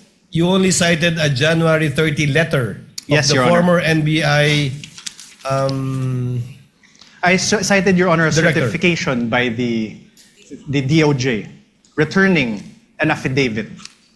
And that is now the problem, Your Honor. In fact, even I am confused because the documents are not introduced into evidence by the defense. Counsel, please proceed and kindly help the court to be Thank clarified you. regarding this matter. You mentioned that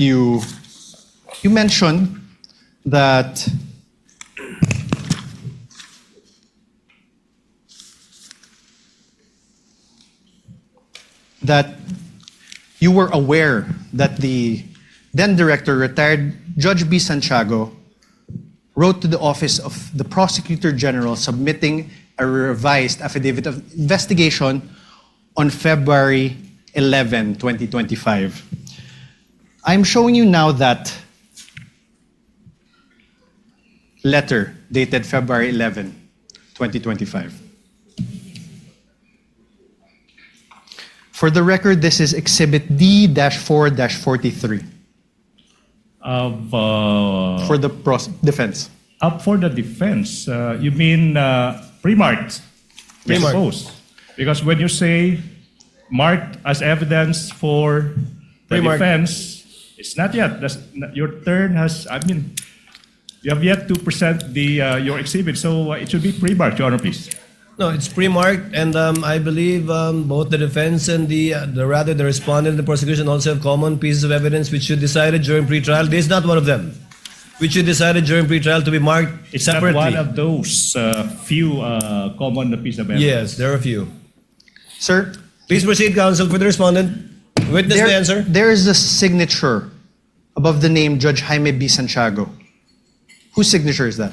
Your Honor, now I would like to object to the relevance. A letter is being, the witness is being confronted with a letter coming from the former NBI Director, Judge Jaime B. Santiago, and this witness is now being asked to identify whose signature is that. That's obvious. I'll allow it conditionally if you can show the relevance Your Honor- insofar as your ability to test the credibility and the accuracy of the witness is concerned. In the meantime, I'll allow it. Kindly show the connection, counsel. Thank you.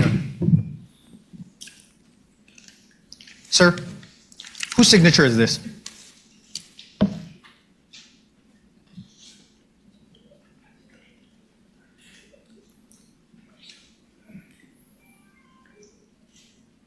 As far as I remember, signature of Director Santiago, sir. Thank you. On the last line of the letter, on the fourth page, sir, please take a look. Last line. It says, and I quote, "To support our recommendations attached herein is the revised affidavit of investigation, including its attachments." Did you see that, Agent? Yes, sir. Thank you.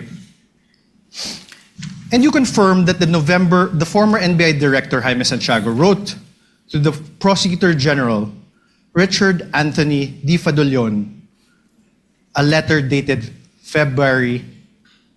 January 30, 2025. This is one of the documents that you submitted to the Committee on Justice, correct? Where's Okay, I will show you now. May I have this flashed on the screen?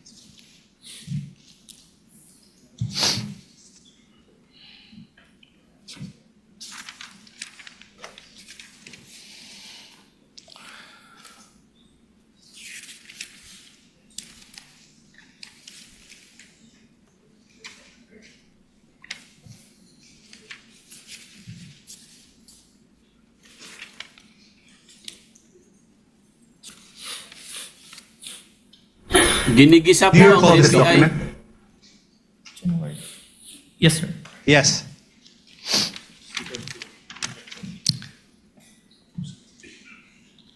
January 30, 2025 is a date earlier than February 10, 2025, correct? Yes. Your Honor.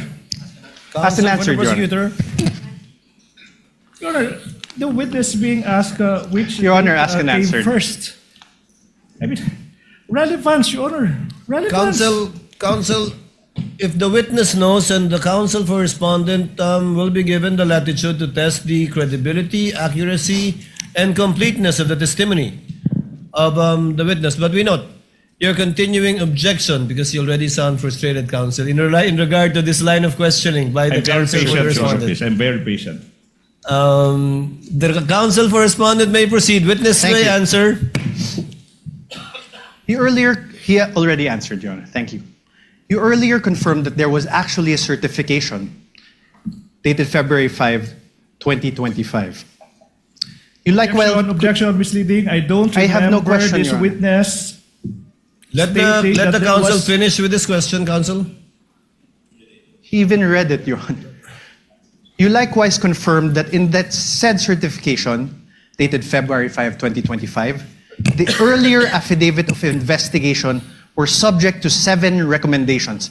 And you confirmed that you read that. Objection. Ground for Misleading, the Your Honor, objection. please. Now the counsel mentioned 7 grounds. 7 grounds. And I don't remember this witness uttering the term 7 grounds. What I do remember, Your Honor, please, is that this witness was confronted with a certification, a letter, whatever, but now the counsel is now asking this witness to confirm the contents of those certifications or letters. Misleading. No, That's Your- not allowed during cross. The counsel is now assuming facts that have yet to be established.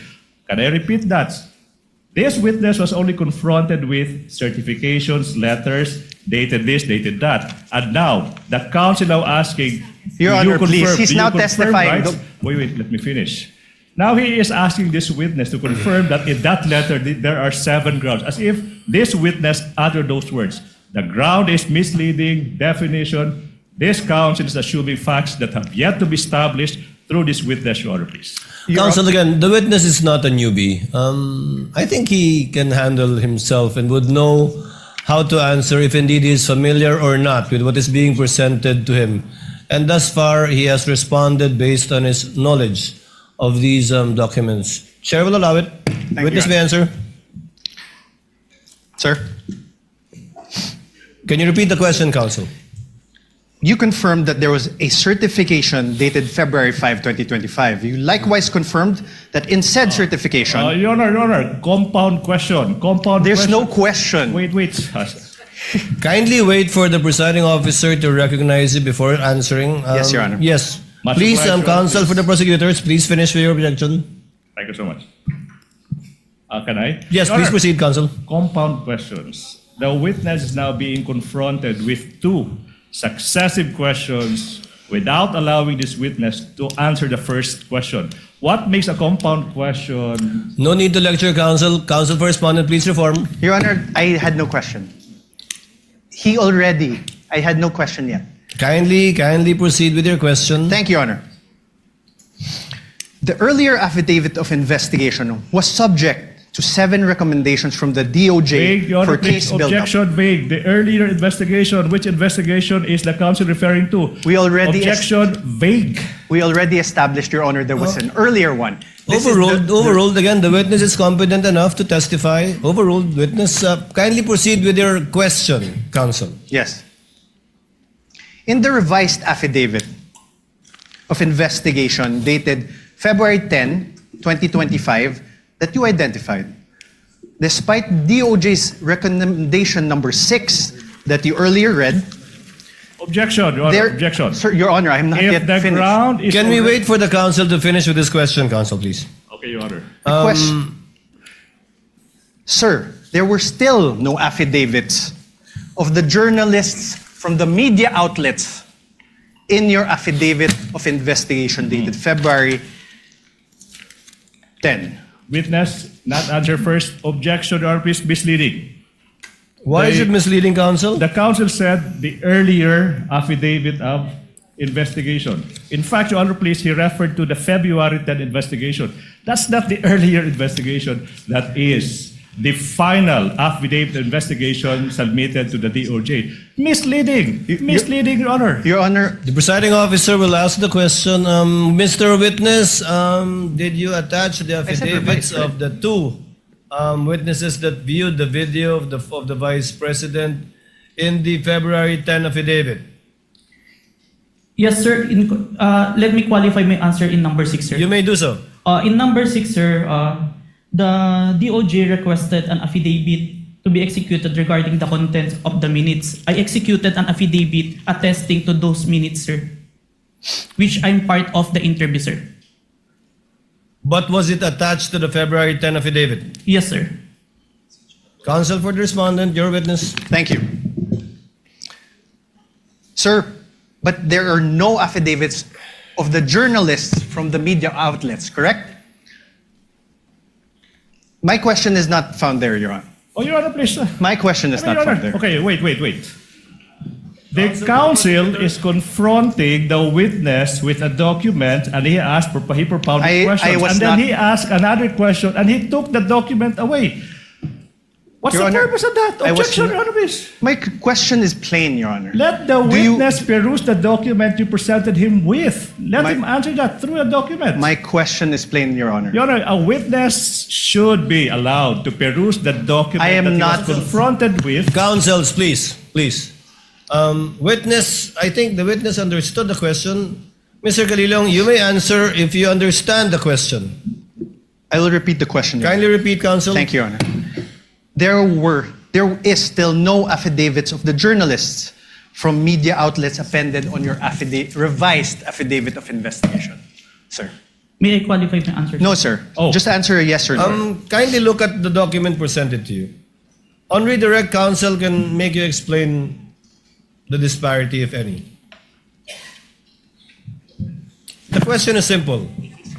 Are the affidavits attached to the affidavit of investigation?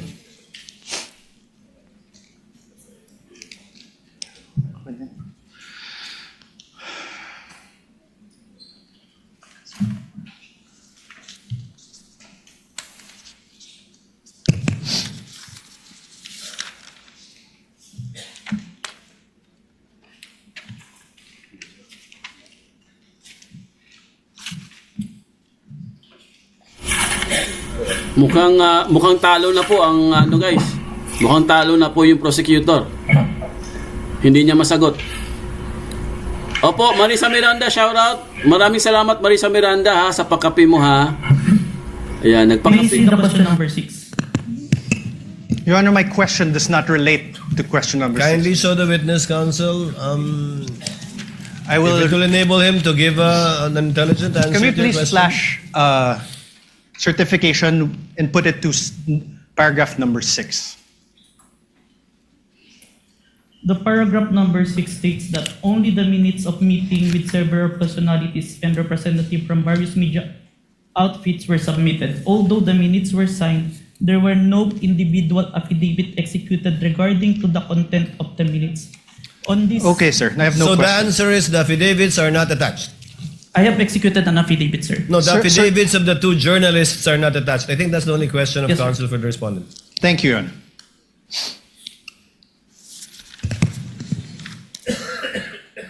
Instead, sir, as you confirmed, what you appended to the affidavit of investigation are affidavits of NBI agents, correct?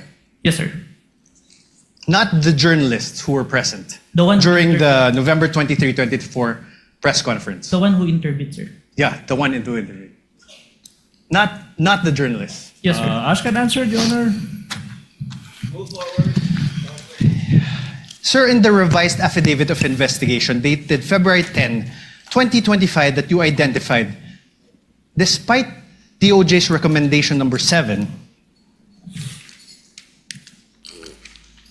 can we show again DOJ recommendation number 7? In the certification dated February 5, 2025, it is still the NBI Cybercrime Division that is the complainant. I believe this is answered on the letter of the director, sir. Sir, my answer is answerable by yes and no. The complainant is still the NBI Cybercrime Division. Yes, sir. Thank you. The supposed offended parties in this case would be President Bongbong Marcos, Yes, sir. the First Lady Lisa Marcos, Yes, sir. the former Speaker of the House Martin Romualdez. Yes, sir. Did President Marcos appear before the NBI during its investigation? No, sir. Did the First Lady Lisa Marcos appear before the NBI during its investigation? No, sir. Did the former Speaker Martin Romualdez appear before the NBI during its investigation? No, sir. Sir, I'm showing you again for the record the affidavit investigation.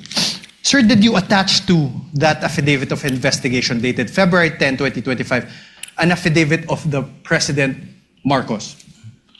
Only the responses, sir. Sir, listen to my question. That's Did the you- answer. Your Honor, he did not answer, so I am entitled to That's ask his again. answer. Not responsive.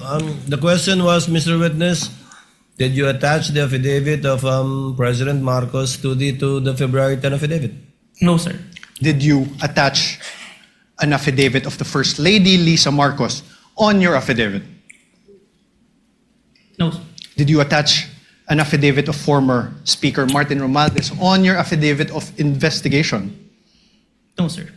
To your knowledge, if you know, sir, did President Marcos file any criminal complaint against Vice President Sara Duterte as a result of the November 23, 2024 online press conference?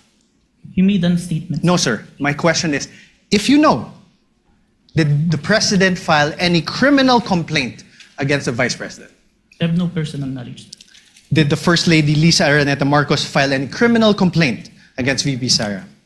I have no personal knowledge. How about the Speaker Martin Romualdez? Did he file any criminal complaint against VP Sara as a result of the November 23, 2024 online press conference? I have no personal knowledge. Did you really investigate this case? Oh, Your Withdrawn, Honor, Your Honor. argument that they Withdrawn. please. Withdrawn. Did you really investigate Withdrawn. this? How about Question the has been Speaker withdrawn. Martin Romualdez? In other words, sir, the alleged offended parties were not included as complainants in the case you filed with the Department of Justice. Yes, sir. Thank you. Please. Thank you. And despite the fact that the NBI Cybercrime Division did not comply with recommendations number 6 and number 7 in the certification date February 5, 2026, it nevertheless filed the revised affidavit of investigation dated February 10, 2025 that you identified today. Can I qualify my answer, sir? No, sir. Just answer with a yes or no. Witness may be allowed to answer according to how he wishes to explain. You may proceed, Mr. Witness, to answer. Yes, sir. Thank you, Your Honor. For this case po, we complied with the requirements of the DOJ. That's why we secured a second certification wherein our documents is enough for preliminary investigation, sir. Okay. Thank you. And this certification is a certification dated February 5, 2025, correct? Kindly show the witness a This document. is not the new certification, sir. Oh, sorry, sir. So, apologies, Your Honor. February 11. This was also executed by Senior Assistant State Prosecutor J.V. Lawrence B. Bandong, correct? Yes, sir.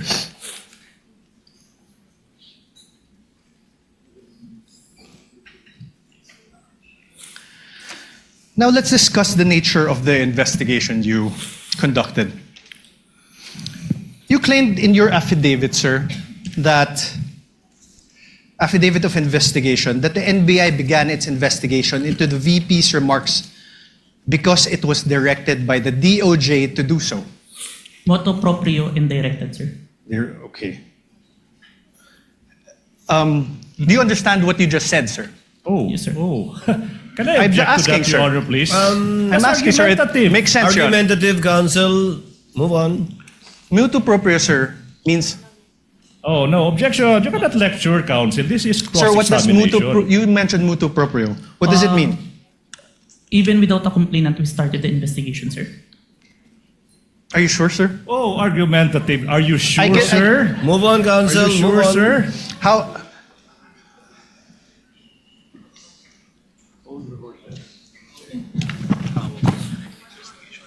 How about direct investigation? What does that mean? Your Honor. Okay, never mind. Directed investigation. What does that mean? There is instruction from above, sir. From? Above. From Above. upper. What does above mean? It may be the DOJ or the higher. Higher. What's higher than the DOJ? Based on that, it's only the DOJ, sir. Based on the... You said above the DOJ, sir. No, sir. Above the Sir, NBI. you said above... May I ask for a reading? Argumentative, Your Honor, Counsel, argumentative. counsel, again, I would have to sustain the objection. It is argumentative. I heard All the right, answer, Your and he meant as a general term above, but referring apparently to only the DOJ in this particular instance. We submit, Your Honor. Please proceed. You confirmed that the NBI Cybercrime Division is the complainant in the case against the Vice President, and that the DOJ filed this with the NBI filed this with the DOJ. Objection, compound, No, Your Honor. That's a no compound question, Your Honor. That was just a statement. Counsel, Oh, kindly wait. exactly. Your Honor, a He's laying statement. the basis for a question. Go to your question, counsel. Sir, the NBI, of course you're from the NBI, is under the Department of Justice. Yes, sir. Your Honor, we can take judicial notice of that. We Your cannot- Honor, if I'm on cross, Your Honor. I know, but I'm on cross. there are things that No. will not be discussed. Your Honor, please. Counsel- Can I, Your Honor? Your Honor, please. Counsel, let's give him some latitude. Although we Much obliged, Your Honor, much although we obliged. can take judicial notice of that, it's part of his cross-examination. Yes, thank you, Your Honor. The Secretary of Justice is meanwhile the head of the DOJ, correct? Yes, sir. The Secretary of Justice exercises control and supervision over the NBI. Yes, but even No, without- no more questions. The witness Yes is or no, answering. Mr. Witness, if you know.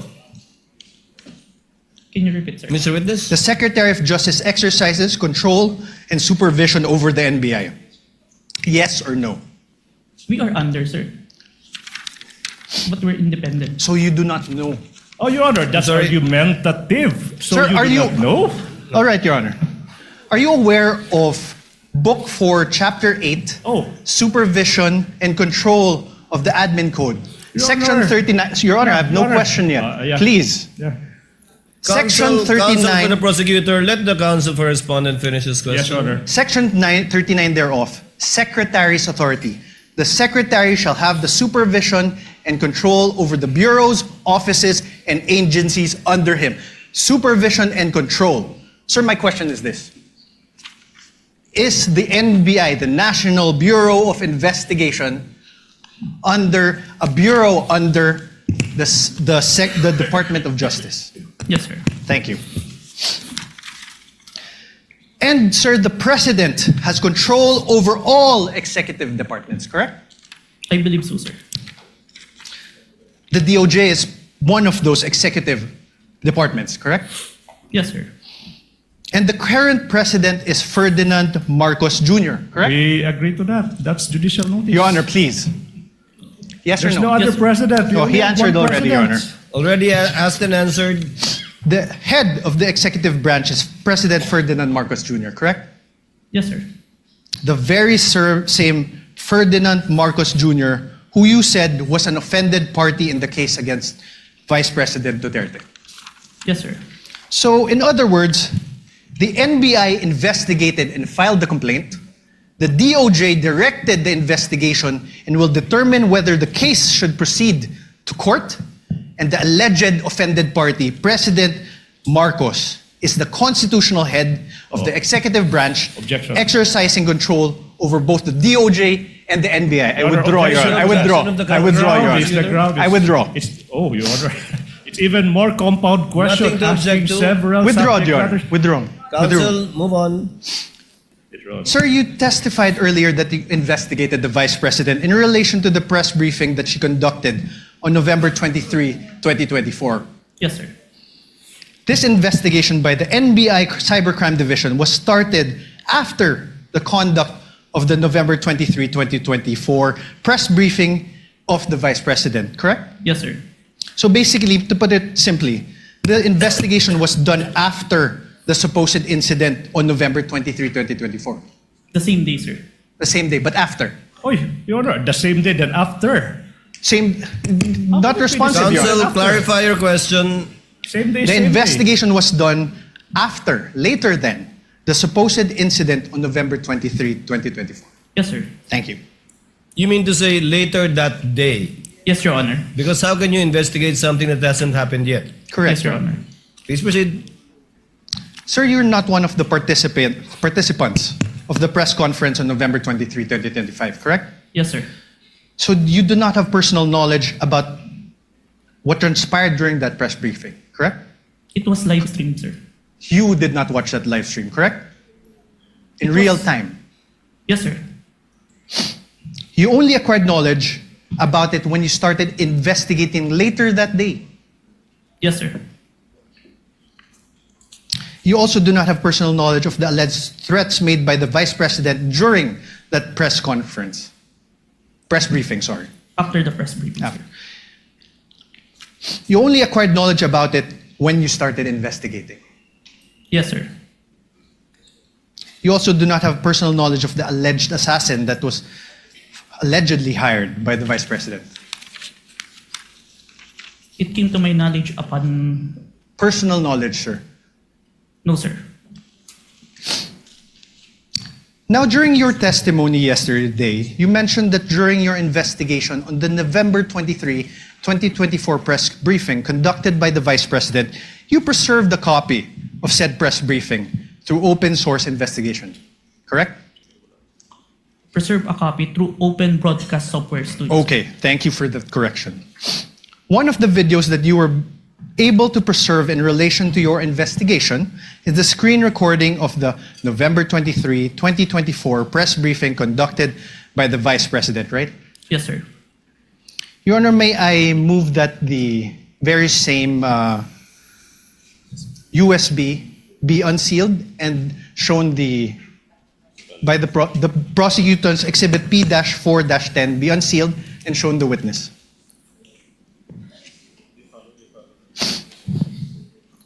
Counsel for the prosecutor, so instructed. Thank you, Your Honor.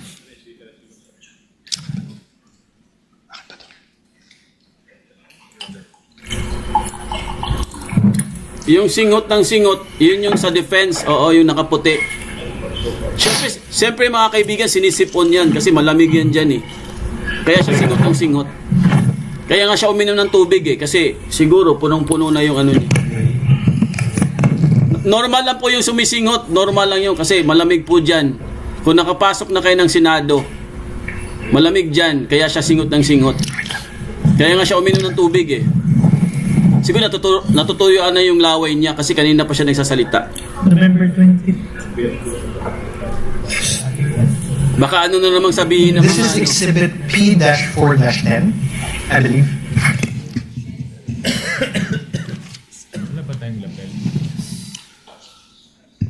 Your Honor, may I request that he unseal the USB and that it be allowed to be played? Which part, counsel? Your Honor, we will play various parts of the, not the whole, for the, as the... That's what I was worried about. Yes, Your Honor. We understood by the faces of the honorable members of the court. So you will... we will just... play parts. Yes, Your Honor. Of it. And you identified, I presume, the time stamp. Yes, we have, Your Honor. I will get to that. Witness may open the seal. Thank you, Your Honor. And counsel for the prosecutors is instructed to accompany counsel, one of the counsels for the respondent, in the tech booth to make sure that it's the same USB being presented. For the record, Your Honor, the witness is opening the prosecution's Exhibit P-4-10, Your Honor. This is the video dated November 23, 2024.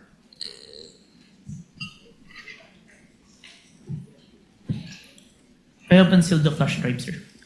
Counsel this with understanding, okay, very much like yesterday, that this USB will again be sealed and signed by both parties. Yes, Your Honor. Your Honor, may request that this be played. Here, brother. Sorry. Counsel for the prosecutors, kindly accompany a representative from the counsel of the respondent to the tech booth to make sure the same USB to be played. Kindly just guide us through, Counsel Attorney Narvaez, as regards the timestamps. Thank you, Your Honor. I will. Please don't forget your promise that it's not going to be the whole 2 hours. Yes, Your Honor.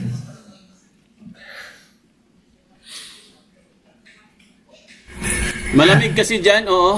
Sobrang lamig dyan. Kaya nga naka-Amerikana sila, di ba? Sino ba na? Nakapasok na kayo dyan? Senator Judge Pia Cayetano, what is your pleasure, ma'am? Yes, if it's possible, Mr. President, if our Secretariat can install a monitor here because magkaka-stiff neck na po ako watching this. And it really doesn't look nice that I'm slouched there looking this way. So, and then this one here is a little bit, not for videos, but for the copies of affidavit, it's quite difficult. So if they can put one here, the others want another, but I can speak for those in the front row we would like to request. Thank you. The clerk of court, rather, is instructed to kindly install a TV monitor in front of the tables of the counsel for the parties instead of at the witness stand. Both sides.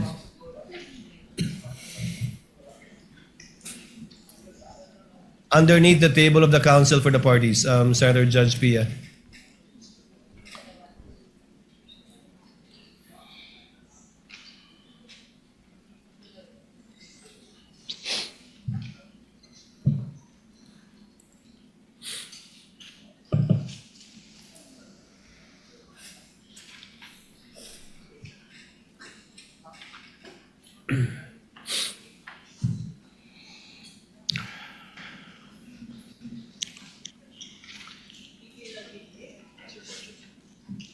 Counsel, for the record and for reference, kindly identify the timestamp that you will be playing. I presume in chronological order. Your Honor, for the record, we are showing the witness a part of the video marked as the prosecution's Exhibit P-4-10. First video, the timestamp around 0001:27 to 0002:20 of the November 23, 2023 press briefing as contained in the video that you identified yesterday, sir. Your Honor, may we ask that the video be played at those specific timestamps? I did an apology. And then, kung sabi po nila, I just have to do an MR. Then I did an MR, but they did not rule on it. And then suddenly they have an order transferring me. When ang nauna naman na order ng final ng lawyers namin was an MR to lift that order of contempt. Because they said that was the procedure. If they were not able to rule on that, how were they able to come up with an order, to transfer me to the women's correctional in the dead of the night? I mean, bakit ganun? Wala na bang rights yung mga tao? They just go to your room and then just get...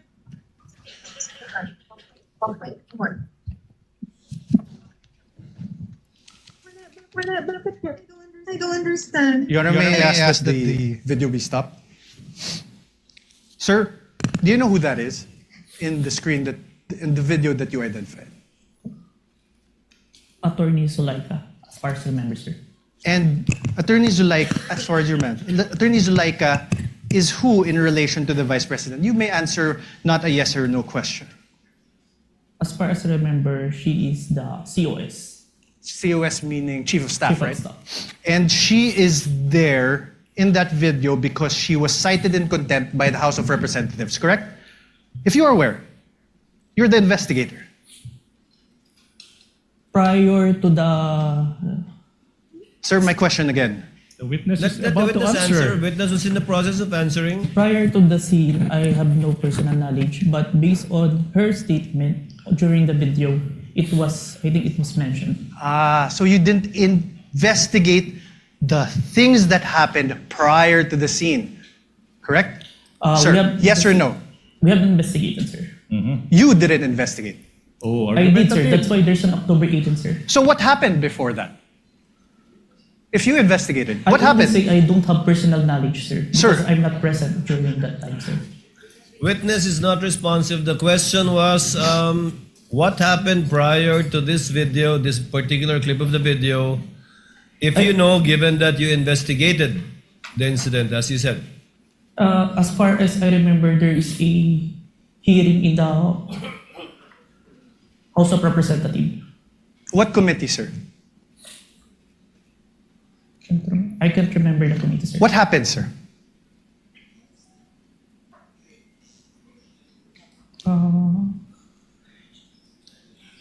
COS was cited in contempt, sir. By who, sir? I can't remember the exact, sir. But you investigated. I withdraw, Your Honor.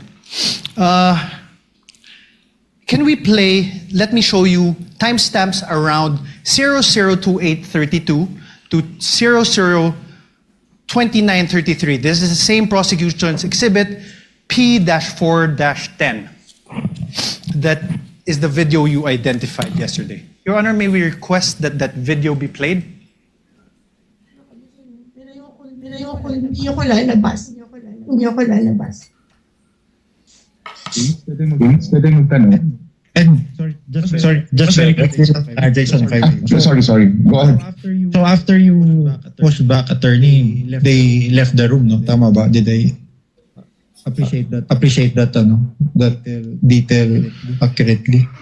Because I think alam ko naman nila na mali yung ginagawa nila. You don't put people in the dead of the night. What is that? It's served, di ba? Business hour. I mean, official business hours. Because hindi naman po ako criminal eh. I am not a criminal.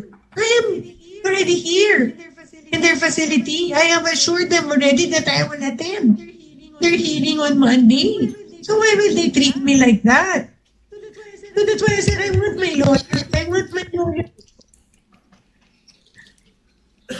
Stop. Please. Sir, did you consider this in making your evaluation in the revised affidavit of investigation dated February 10, 2025? Yes, sir. Thank you.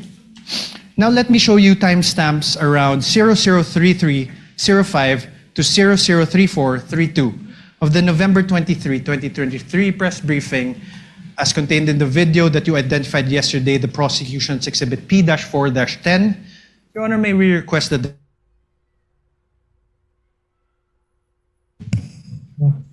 You're online, ma'am. Go ahead, ma'am. Go ahead.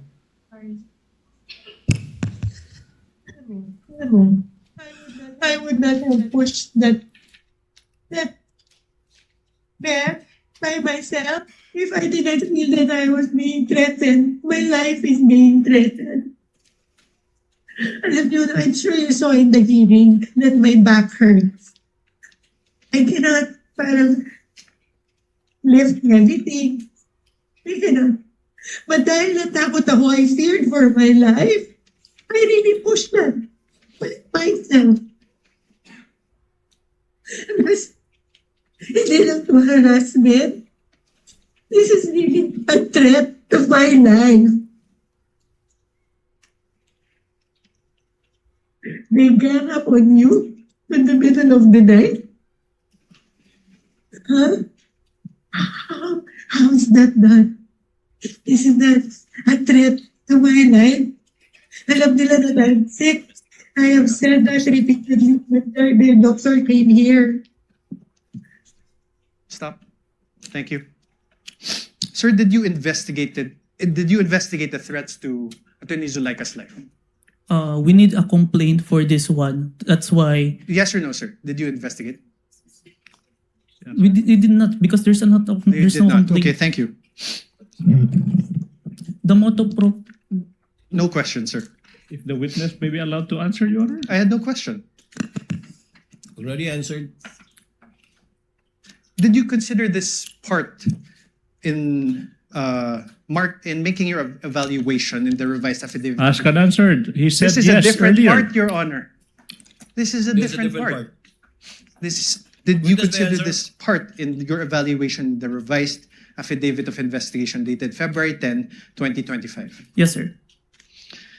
Okay, so despite considering these parts of the aforesaid videos, the NBI still recommended the filing of complaints for grave threats and inciting to sedition only against the Vice President. Yes? May I qualify my answer, sir? No, sir. Yes or no? There's a reason why Sir, your counsel may ask you questions. This is my turn. Proper Sir? subject matter for redirect. So, despite Counsel, considering these parts of the videos shown to you, the NBI still recommended the filing of complaints for grave threats and inciting to sedition against only the Vice President. Yes, sir. Now, in the revised affidavit of investigation dated February 10, 2025, in page 15, paragraph 40 thereof, it is stated there, and I quote, "We unanimously believe that Vice President Duterte may be held liable for grave threats defined and penalized under Article 282 of the Revised Penal Code and inciting to sedition defined and penalized under Article 142 of the Revised Penal Code in relation to RA 10175 or the Cybercrime Prevention Act of 2012. You see that, sir, right? Yes, sir. This conclusion was reached by you together with other affiants of the revised affidavit of investigation dated February 10, 2025, correct? Yes, sir. Now, sir, you mentioned that you're not a lawyer, right? Asked and answered. Asked and answered. To date, Move on, we are counsel. aware, are you aware if any court has convicted the Vice President for grave threats over what transpired on November 23, 2024? As far as I know, not yet, sir. Not yet. As far as you know. Mr. Witness, as far as you know, no. No, sir. Proceed, counsel. To date, thank you, Your Honor. To date, are you aware if any court has convicted the Vice President for inciting to sedition over what transpired on November 23, 2024? No, on my personal knowledge, sir. Thank you. But you're the complainant, right? Argumentative, Your Honor. I was just asking. Sustained, move Asked on. and answered. Argumentative. Then withdraw your question. Improper.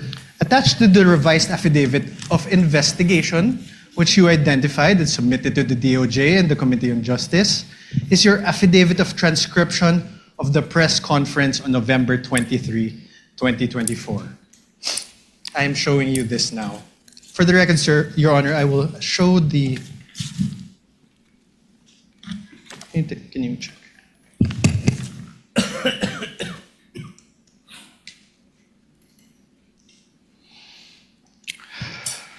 Sir, please take a look.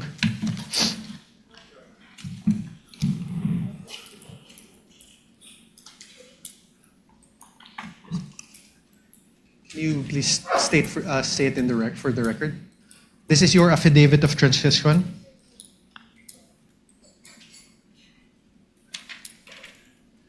Yes, sir. This is a photocopy of my affidavit of transcription, sir. This refers to the press conference on November 23, 2024.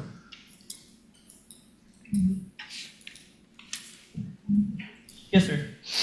You signed this on December 20, 2024. Yes, sir. Sir, please take a look at your paragraph 2. Let's read it together. In relation to the ongoing investigation, the undersigned was tasked to transcribe the screen-recorded video of the press conference of Vice President Sara Duterte on 23 November 2024, which was saved on a DVD. You read that, sir? Yes, sir. On paragraph 3 thereof, let's read it together. The undersigned transcribed the video mentioned above which resulted in a CCD transcript hereto attached. Yes, sir. You read that, sir? And 4, I hereby certify that the above-mentioned digital evidence has been faithfully transcribed and that has not been edited, altered, or changed in any way. Did you read that, sir? Yes, sir. And I am, on number 5, paragraph 5, I am executing this affidavit to attest to the truth of the foregoing facts and circumstances and for whatever legal intent and purpose it may serve. Yes, Did you read that, sir? Yes, sir. These statements of yours, this affidavit of yours, these were all done under oath, correct? Yes, sir. And you were offered as an expert in digital forensic examination with a whopping 2 weeks of training. Do you confirm that that transcription of the screen-recorded video of the press conference of VP Sara Duterte on the 23 November 2024 has been faithfully transcribed? I don't remember that I was introduced as expert, but a competent witness. Okay, sir, but my question is, the press conference of VP Sara Duterte, that the transcription of the screen-recorded video of the press conference of VP Sara Duterte on 23 November 2024 was faithfully transcribed by you? Yes, sir.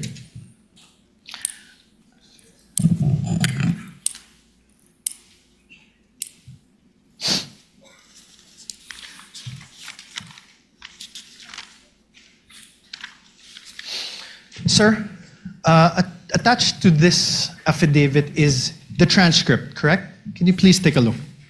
Yes, sir. And Your Honor, may I ask again that the video, parts of the video be played of the press conference on November 23, 2024. Let's go through it together, sir. Where's the timestamps?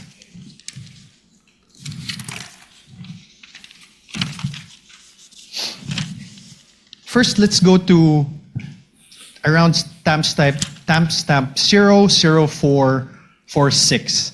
Your Honor, may I request that the video be played? Sir, please. After this order, are you going to file? Are you going to trigger na po ba, ma'am, the filing? I am not leaving this room. I am here in the House of Representatives detention facility for 5 days until the hearing on Monday. Nobody can come in here and demand to transfer me in the middle of the night. I have my right. Okay, ma'am. Any crime. I am not leaving this room. Stop. Okay, yun lang po, ma'am. You heard that, sir? Do you want to repeat it? I heard it. You heard it. Sir, in the first, you see also where that part is? Can you see it? Start with the question with Red Mendoza, sir. Okay, after the Zuleika Lopez. Did you hear that? Yes, sir. Okay. Mr. Witness, kindly speak to the mic. Yes, Your Honor. You heard, she said, I am not leaving this room. I am a detainee here in the House of Representatives detention facility for 5 days until the hearing on Monday. That is the first sentence, sir. My question is this. Does your transcript have the words a detainee? Can you repeat the video, sir? Okay, let's do it. Please play for the video again, please. Instructed to kindly play the video timestamp identified by counsel for respondent. You're going to trigger na po ba, ma'am, the filing? I am not leaving this room. I am here in the House of Representatives detention facility for 5 days. That part that the detainee is inaudible, the only I heard. That's You why. heard the, correct? Yes. Are the words or the sounds the there? Her. Huh? Here. Yes. Here. Okay. Please play. How about the last part of the paragraph? She said, I have my rights. I am not accused of any crime. I am not leaving this room. Does your paragraph in your transcript have the word accused after not? Can you play the video, sir? Please play the video again. Speak to the microphone. Thank you, sir. Instructed to play the video. Witness is instructed to speak to the mic. Demand to transfer me in the middle of the night. I have my rights. I am not accused of any crime. I am not leaving this room. More. Play, please. Okay po, ma'am. Yun lang po, ma'am. Thank you po, ma'am. Wait. Back. Any other question? 0446, please. I'm sorry, ma'am, kasi I understand, ma'am. Ma'am, This is my last question, and I'm very much sorry. I'm so triggered na po ba, ma'am, the filing? I am not leaving this room. I am here in the House of Representatives detention facility for 5 days until the hearing on Monday. Nobody can just come in here and demand to transfer me in the middle of the night. I have my rights. I am not accused of any crime. I am not leaving this room. Stop. Okay po ba, ma'am? Is the word accused in your transcript? What I heard is root, sir, The root. of any crime. The root of any crime. Yes, sir. Let's play 001238. Can you please go to 001238? Correctional? Sinabi nila sa iyo, isip namin yung contempt. Sabi nila sa akin, if you notice if you're renewing the hearing, sinuspend po ng Chairman Chua yung... Wait. yung Stop, please. Your Honor, please. Now, I'm now registering my objection as to the relevance, Your Honor, please. If I may explain, Your Honor, of this line of questioning, Your Honor, please, if I may. Counsel may explain his objection. Your Honor, please. This witness already identified the video containing the contents of that press conference on November 23, 2024. And the counsel is now confronting this witness whether there are minuscule portions of the 2-hour video, like detainee, accused, whether this appear in the transcription. Now the question, the basis for the objection is irrelevant. How can it be relevant? How can it be relevant, assuming but not conceding that these two minuscule words, detainee and accused, are not reflected in the transcript, when in fact this witness said he investigated not only on the basis of the transcript, but on the basis of the video that he himself viewed? What's the relevance? Overruled. Part of cross to test the accuracy and the truthfulness of the witness insofar as his transcription of the video is concerned. Thank you. Counsel may proceed. Thank you. Please play again 001238.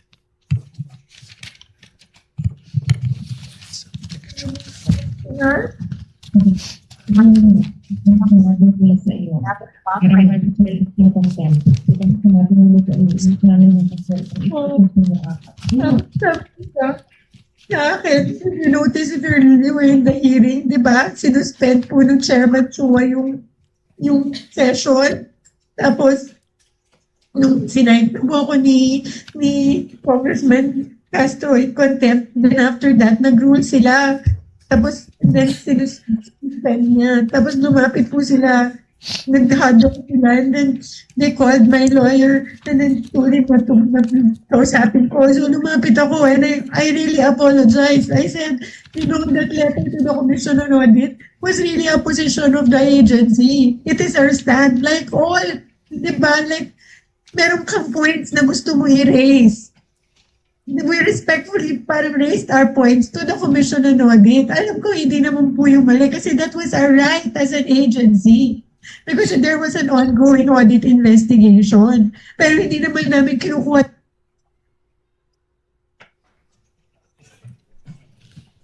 Narinig mo ba? Narinig mo? Did you hear the Vice President speaking?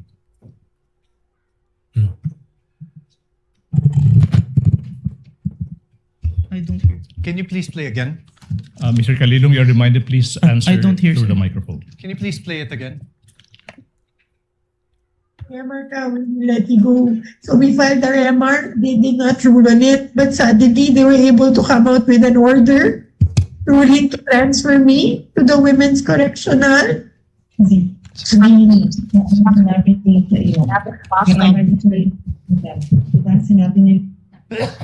There. Did you hear that? There are sounds, but I can't distinguish the words. Can you play it again? Your Honor, asked and answered. What's the point? Okay, withdrawn, Your Honor. No further questions. No further question are for we this done? witness. On cross, counsel, do you have redirect? Of course, Your Honor, please, for the utter failure I of was hoping you won't, but yes. for the please utter continue. failure of the respondent to Counsel, debunk. before I recognize counsel for the prosecutor, Your Honor, Senator Judge Tulfo Rafi is recognized. Your Honor, sorry, may I move to strike that statement of the prosecutor? How can it be, Your Honor? That's my manifestation. I'm about to answer the question of the presiding officer. We will review the journal tomorrow. I did not even hear anything. Yes. It's strikeable, counsel, but we will review the journal tomorrow. Your Honor, he said for the utter failure of the respondent. Yes, Your Honor, We take I said exception for the to that. utter failure of the respondent to debunk the material points testified to by the witness yesterday. Your Honor, I'm he not is yet done. testifying. I'm yet not done either. He is I'm about to still answer the testifying. question. I'm not yet done with the answer. Counsels, please. The presiding officer has not recognized either of you. Thank you. Thank you. Kindly settle down. Senator Judge Rafi Tulfo is recognized. Thank you, Mr. Sir, you Presiding may Officer. proceed. Clarification naman po ito, Mr. Presiding Officer. Mr. Witness, what is your experience with regards to social media analytics? I have training, sir. What kind of training? I have cybercrime investigation training, sir. Okay. Are you familiar with Facebook, or do you have SOCMED accounts that would make you a little bit knowledgeable when it comes to SOCMED? Yes, sir. What is your account? What is your social media account? If I have an account in Facebook, in Instagram, Okay. in X. X. So that means pretty much you're a little bit familiar with Facebook, right? Yes, Your Honor. Okay. There were concerns, Mr. Witness, whether the videos presented yesterday are AI generated or authentic. So are you experienced enough analyzing whether a video is AI generated or authentic? Yes, Your Honor. What makes you say that? Based on my experience, Your Honor, and the video itself, it's a 2 hours long. Normally, an AI-generated video will only last a short second, sir. So the video that was presented yesterday, where we saw the VP was saying something or talking to that effect. Did you do something, or what kind of system did you observe or follow to ensure whether that video was AI generated or authentic? Based on personal observation, sir. Personal observation. Yes, Your Honor. Okay, a few more questions. Therefore, will you be able to say that the video presented yesterday were AI generated or authentic? The video presented today is what it is being seen on the Facebook, sir. Okay. So, based on your affidavit, you mentioned that the NBI subpoenaed some members of the media who are participants of the online press con on November 23, 2024, right? Yes, Your Honor. And subsequently, you said that you questioned and investigated these persons regarding the conduct of that press con. So, based on what you gathered from your investigation, so I have a few questions, right? Yes, Your Honor. Who set up the press conference? Based on our interview, sir, it is the Office of the Vice President, sir. So it wasn't spur of the moment? Press con? I can't confirm, sir, but it's the response of the media personnel that we interviewed. Okay, who invited the participants? If my memory serves me right, it's JC Kainihinan, sir. Okay. Who is JC? Staff of the Office of the Vice President, sir. Okay. Who are the participants? And how many participants were there, if you can remember? As far as I remember, it's at least 40. 40. Okay. Were there mainstream media or anybody from the broadsheets at that time? There are, sir. There were? Yes, sir. Do you know how many? Approximately, give or take? We have the one that we have issued subpoena, sir. At least 6, sir. 6. Okay. What was the reach of the video on that very day? Like how many views on that very day, and then a few days later? Were you able to observe that?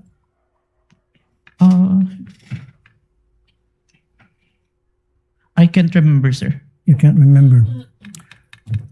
Okay, how did it spread? O paano kumalat sa SOCMED yung videos that was presented yesterday, as far as you know, when you did an investigation? It became trending, sir. It became trending. And my last question is, kasi in-establish dito is inciting to sedition on top of yung sa sinasabing grave threat. Ano yung mga comments na napansin mo doon sa video? Can you give us an example? One of the comments, because on the video November 23, there were mentioned about people power when asked a question by Princess Maui. And the Vice President agreed, and ang laban ay wala sa EDSA, nasa Malacanang, and there are responses from the comments, but it's not documented that is agreeing, sir. No further question, Mr. Presiding Officer. Thank you, Senator Judge Tulfo. Senator Judge Aquino, thereafter Senator Judge Pangilinan. Senator Judge Aquino has 2 minutes. You may proceed, sir. Maraming salamat, Mr. Presiding Officer. Mr. Kalilong, kanina may nabanggit na 2 affidavit. Isang January at isang February. Yung January ay binalik sa inyo. Tama po ba? Yes, Your Honor. And there were 7 grounds why it was returned to you. Is that correct? 7 points. Can you narrate what are these 7 points that you addressed? Is that the correct term that you addressed in the second affidavit? Yes, Your Honor. Can you name them, please? May I have the certificate, sir? The certification, was it counsel for the respondent? Your Honor, may I Yes, you may approach and show him the document being alluded to by Senator Judge Aquino.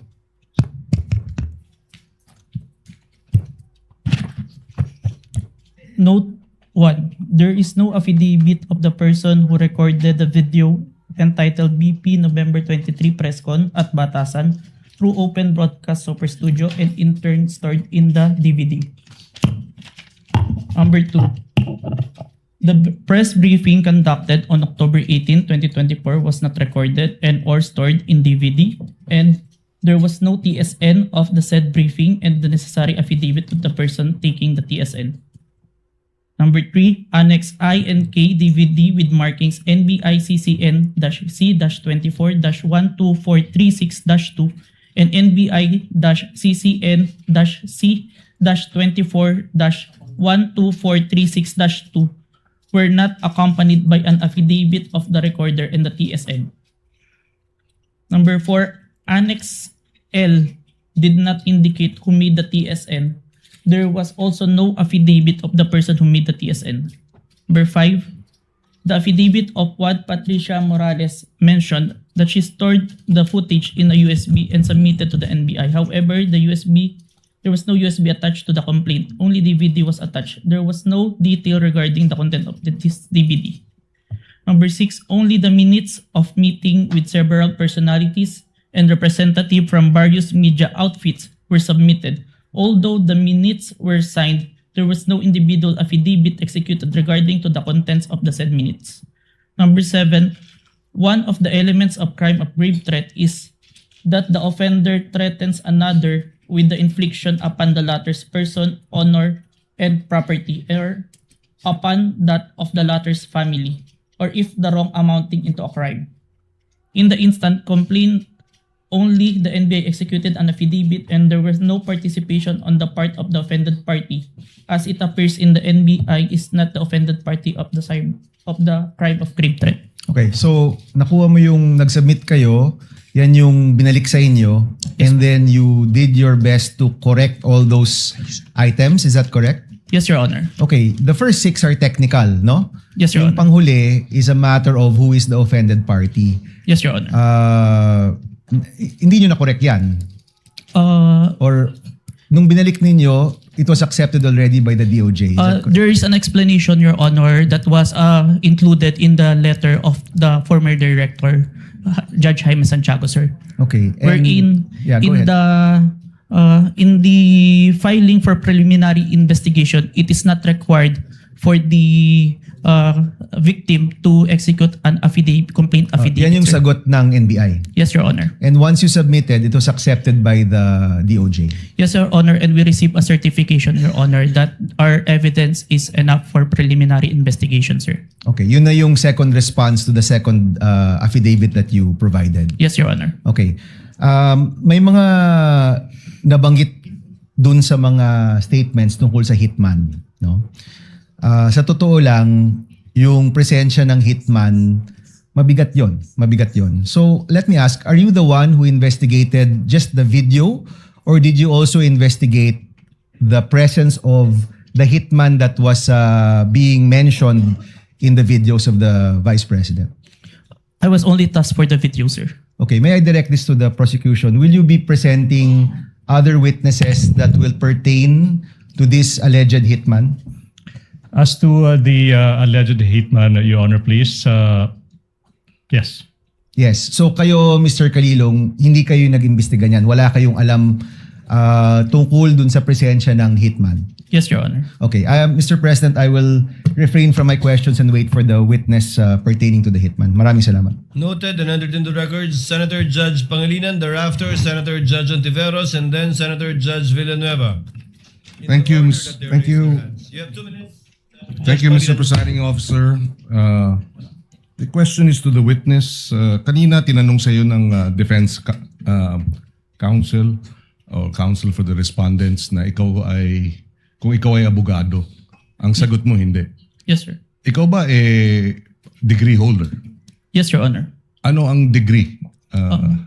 Bachelor of Science in Accountancy, Bachelor of Science in Accounting Technology, and I'm a certified public accountant, sir. So you're a certified public accountant.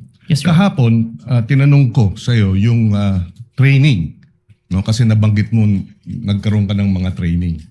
Ang nabanggit mo kahapon, 2 weeks ng training. Yes, pero sir. On what matter? Only on photo and video authentication, sir. Okay. Meron pa bang ibang training na ikaw ay you went through bilang expert or competent witness sa usapin ng digital technology, cybersecurity, online training? Meron ba? Yes, Your Honor. Anong mga ito? I mentioned that I have a training in Certified Computer Hacking Forensic Investigator. I have a training in Computer Forensic, Mobile Forensic, and Photo and Video Authentication training. I have also training in cybercrime investigation. We also undergone a 480 hours training on cybersecurity. And a training before we start the bureau, we have undergone the NBI Academy, which teach us all the aspects in investigation, sir. Okay, and siguro last question. Ang training na ito, puro local ba o meron ding training sa ibang bansa? I have an international, sir, recently. Ano yan? It's a training in Strasbourg. Okay. The name of the training is...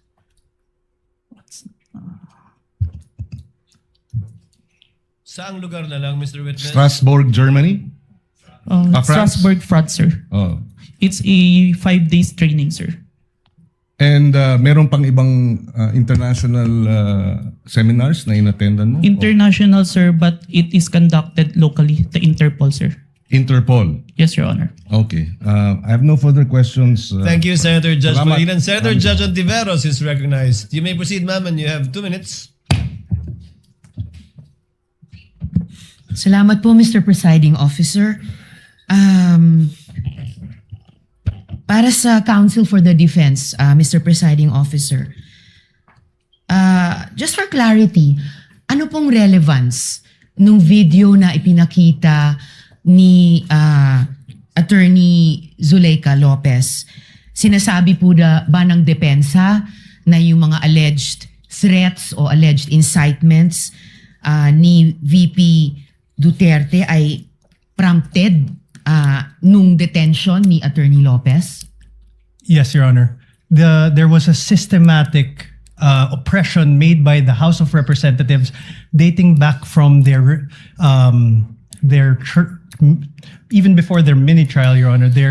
the committee headed by Representative Joel Chua began investigating the Vice President and her people, even when Attorney Zuleika Lopez was being interviewed by the House Committee of Quadcom Committee, Your Honor.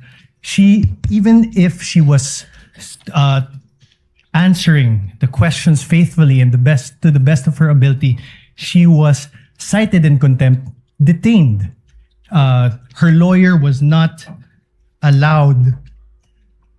Her lawyer was not allowed to be with her when they were trying to detain her in the women's correctional facility, Your Honor.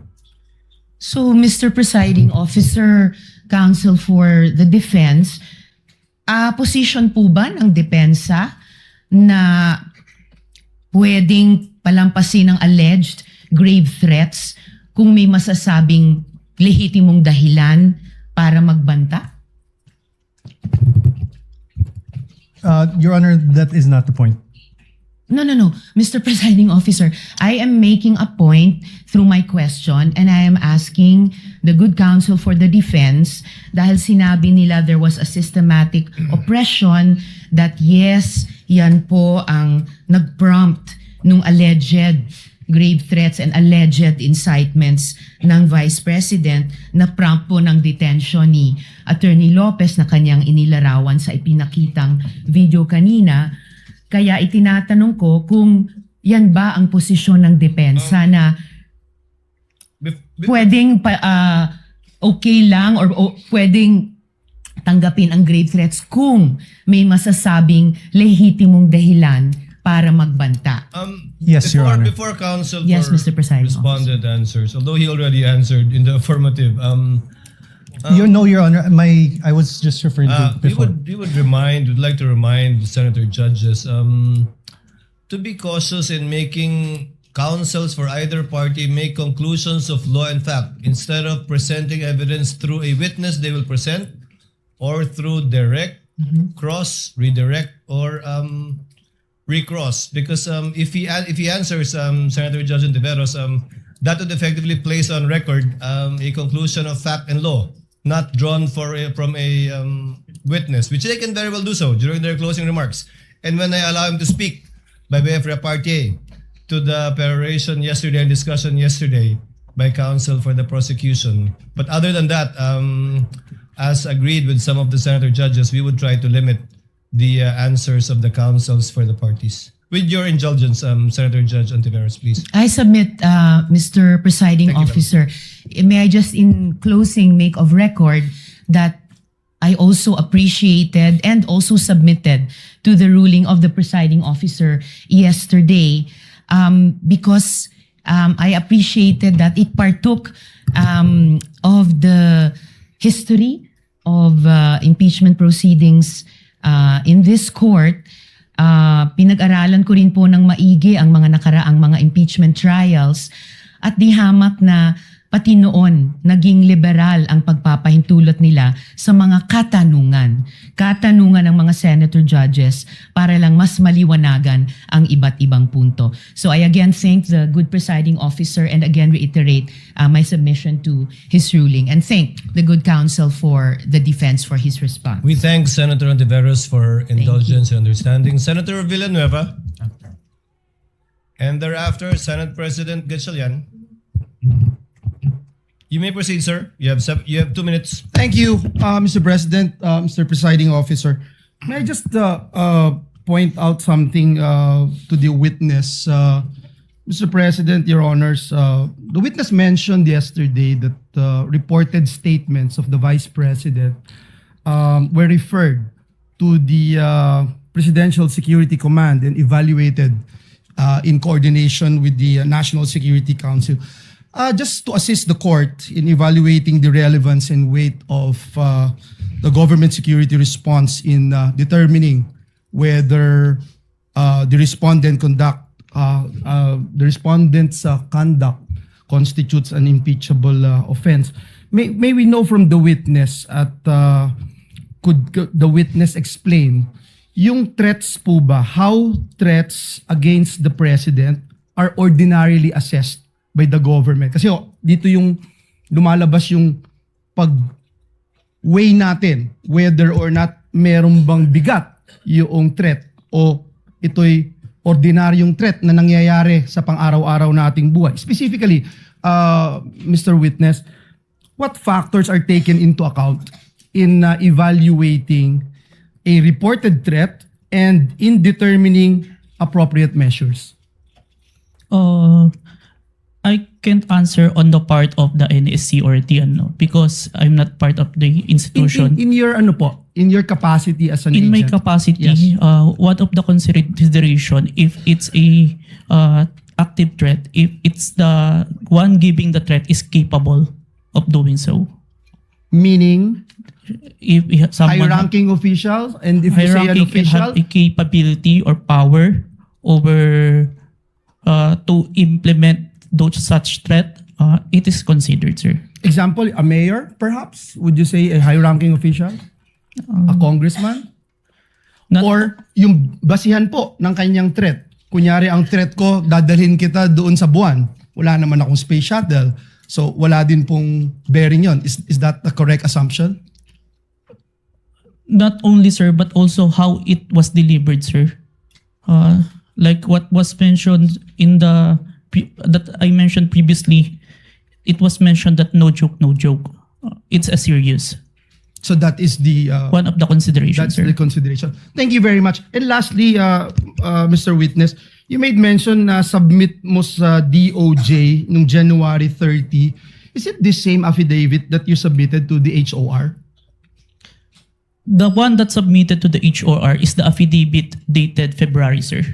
So that's the latest. Yes, sir. The one that complied with the requirements of the DOJ, sir. Thank you very much for that clarification. Thank you, Mr. President. Thank you, Senator Villanueva. Before I recognize Senate President Gatchalian and thereafter Senator Erwin Tulfo, may I remind Attorney Narvasa that your 5 minutes, you'll be given your 5 minutes after the questions of the senator judges and before we recognize the counsel for the prosecutor for his redirect. Senate President Gatchalian is recognized. Your You may Honor. proceed, sir. You have 2 minutes.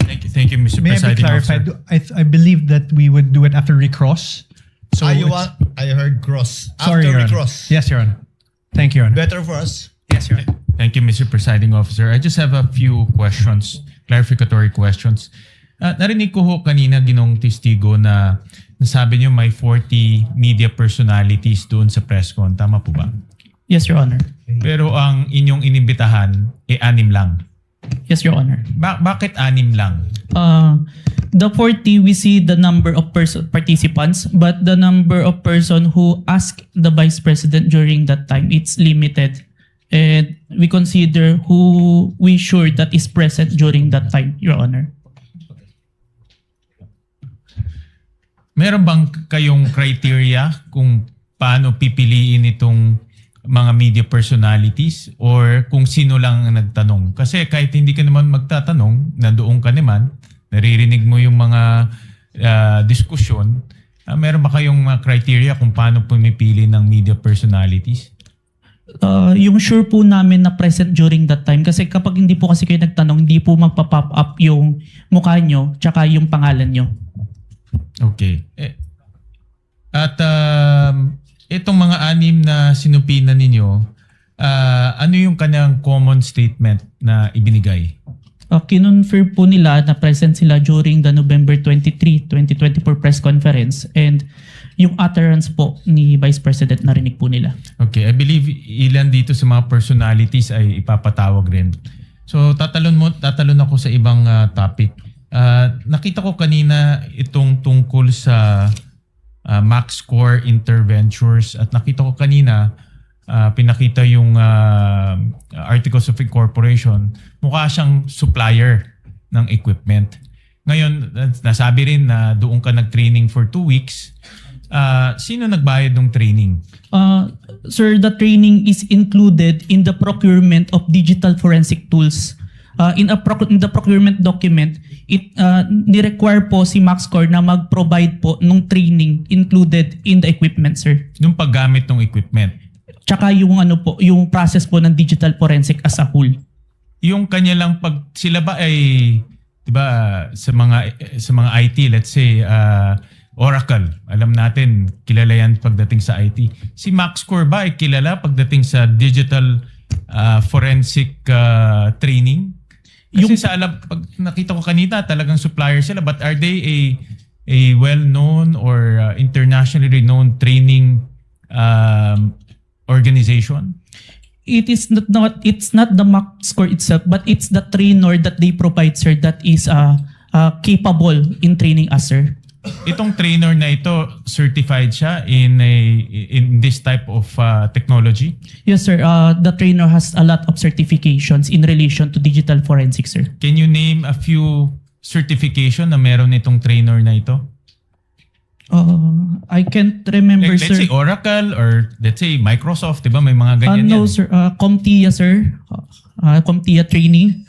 I believe he also have a certified ethical hacking certification and a lot more, sir. When it was presented to us, sir. Alright. So itong mga trainers nito ay certified trainers na pwedeng mag-train sa iyo at magiging certified ka rin. Yes, sir. Initial na akong certificate. sir. Lastly, Mr. Presiding Officer, after training, nakakuha ka ba ng certification na katulad sa kanila? No, sir. But that certification that I was trained by them, sir. Pero ikaw mismo, are you certified I have- to do forensic examinations for your purpose and responsibility? I have a certification, sir. I am certified computer hacking forensic investigator, sir. Itong forensic analysis, meron kang for this purpose, itong pinag-uusapan natin. The computer, the authentication, sir, part or as a whole, sir? As a whole. I have a certification in computer hacking, sir, specific. But I have trainings in relation to the... Iba yung hacking eh. Yung pinag-uusapan natin, forensic examination ng video, forensic examination ng mga ganitong bagay. Meron kang certification doon? I have certificate, sir. Alright. Thank you, Mr. Presiding Officer. Senator Judge Erwin Tulfo, thereafter Senator Judge Marcos. You may proceed, sir. You have 2 minutes. Maraming salamat, Mr. Chair, Mr. Presiding Officer. Ang katanungan ko po ay para sa ating testigo. Batid ko po na sa ilalim ng Republic Act 10867, sa ilalim po ng Section 4, ang kapangyarihan po ng inyong ahensya na mag-imbestiga kapag ng mga krimen, partikular na tulad ng mga banta sa buhay ng Pangulo, ikalawang Pangulo, Senate President, Speaker of the House, at Chief Justice. Tama po yun. Yes, Your Honor. Kahit na lalo pat pag ito ay may kaugnayan sa national security. Tama po? Yes, Your Honor. Pero ang tanong ko po, ang pagsasampa po ba ng kaso, nasa mandato rin po ba ng NBI na magsampa ng kaso doon sa mga tao na nagbanta sa buhay ng Pangulo, ikalawang Pangulo, Senate President, Speaker of the House, Chief Justice? Is it automatic or kailangan mag-request sila sa inyo? Matik ba yung pagsasampa ng kaso doon sa nagbanta? In this case, is it automatic or wala lang, kasama sa mandato niyo to file charges dahil binantaan mo Pangulo o si Vice Presidente kung sino mang yang 4 na matataas na opisyal natin or 5 matataas na opisyal natin? Ang basis namin doon, Your Honor, is yung primary objective namin to investigate cases to the threat to the President, Vice President, Senate President, Supreme Court. And if we found that the evidence is enough that there is a crime committed, we will file a case because that's the output of our investigation, sir. Kahit po ba na hindi yung biktima, in this case, yung Pangulo, biktima ng threat, kahit na hindi siya nagreklamo, automatic po yun, kahit na hindi siya nagreklamo sa inyo? Yes, Your Honor. Okay. Hindi nyo na siya kailangan tanungin pa na, Sir, gusto nyo po bang kasuhan namin ito? Wala nang gano'n. You will never ask. Sabihin natin, hindi lang Pangulo, Vice Presidente, nangyari din sa Vice Presidente o sa Speaker of the House, sa Senate President o sa Chief Justice. Hindi nyo naman lang siya afford to ask him like, Sir, will you go to the process kasi magpa-file ka po ng mga affidavit, this is a long process, etc. Kahit na Pangulo ka po, may pipirmahan ka mga affidavit. Is it automatic, Mr. Witness? We submitted it, sir, even without a complaint in the for preliminary investigation, sir. No further questions, Mr. President. Thank you, Senator Judge Erwin Tulfo. Senator Judge Marcos is recognized. You may proceed, ma'am, and you have 2 minutes. Yes, maraming salamat. Mahal na namumuna. Hihingi lang po ako ng dokumento para mas madali nating sundan ang mga pangyayari. Nalilito lahat pagkat wala po kaming papel. At ang nabigay sa amin, eto, Annex FFFGGG. Nalilito po kami kung alin dito yung mga papel.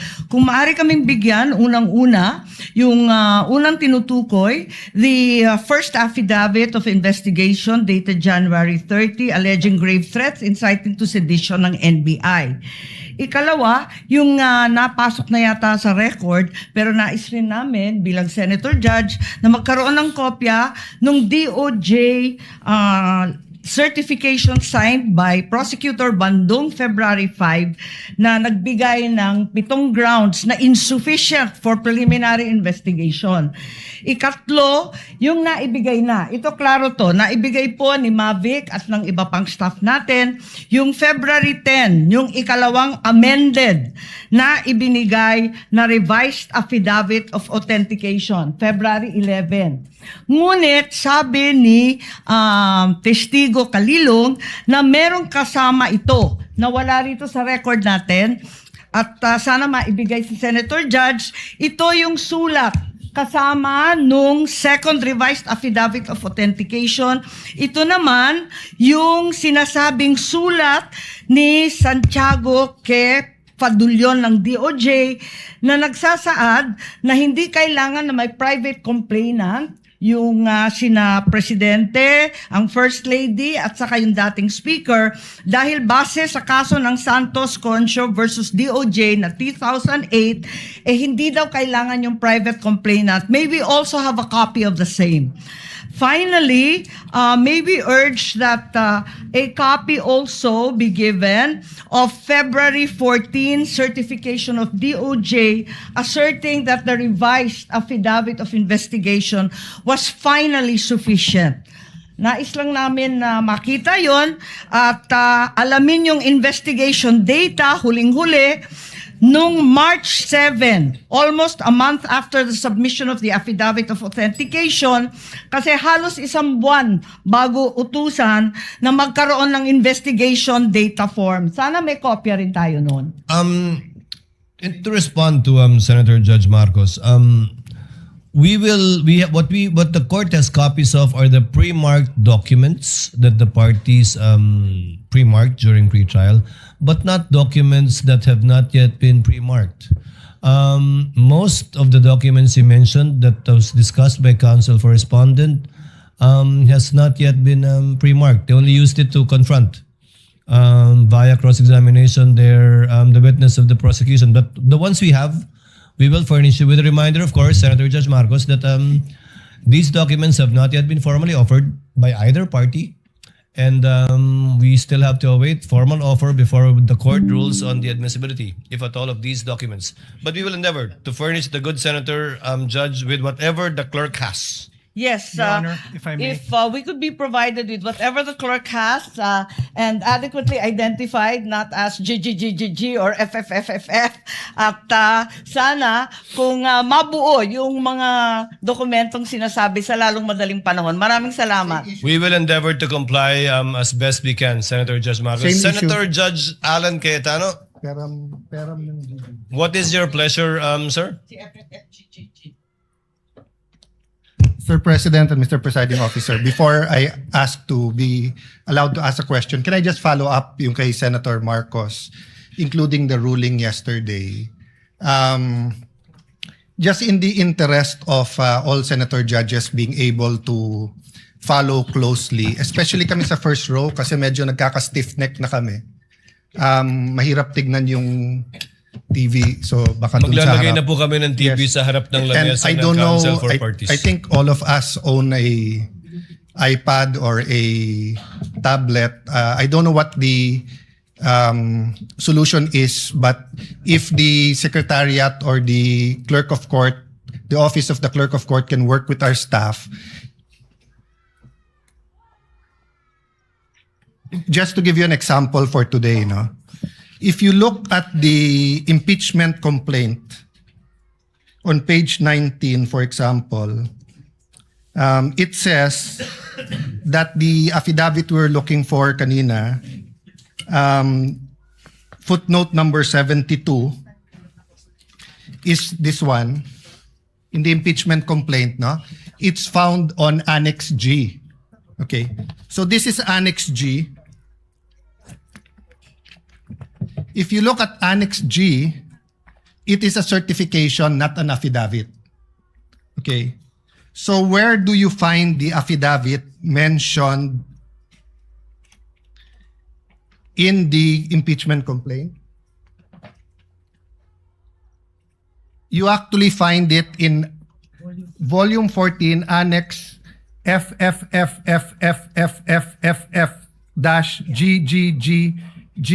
FFFFFFFF-GGGGGGGG.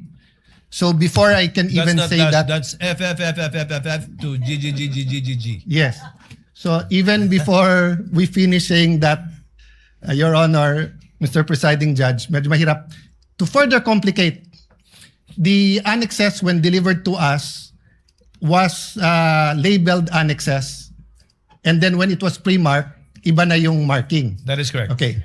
So to clarify, I'm not asking both the prosecution and defense to give us any documents in advance that will prejudice their presentation or the rebuttal.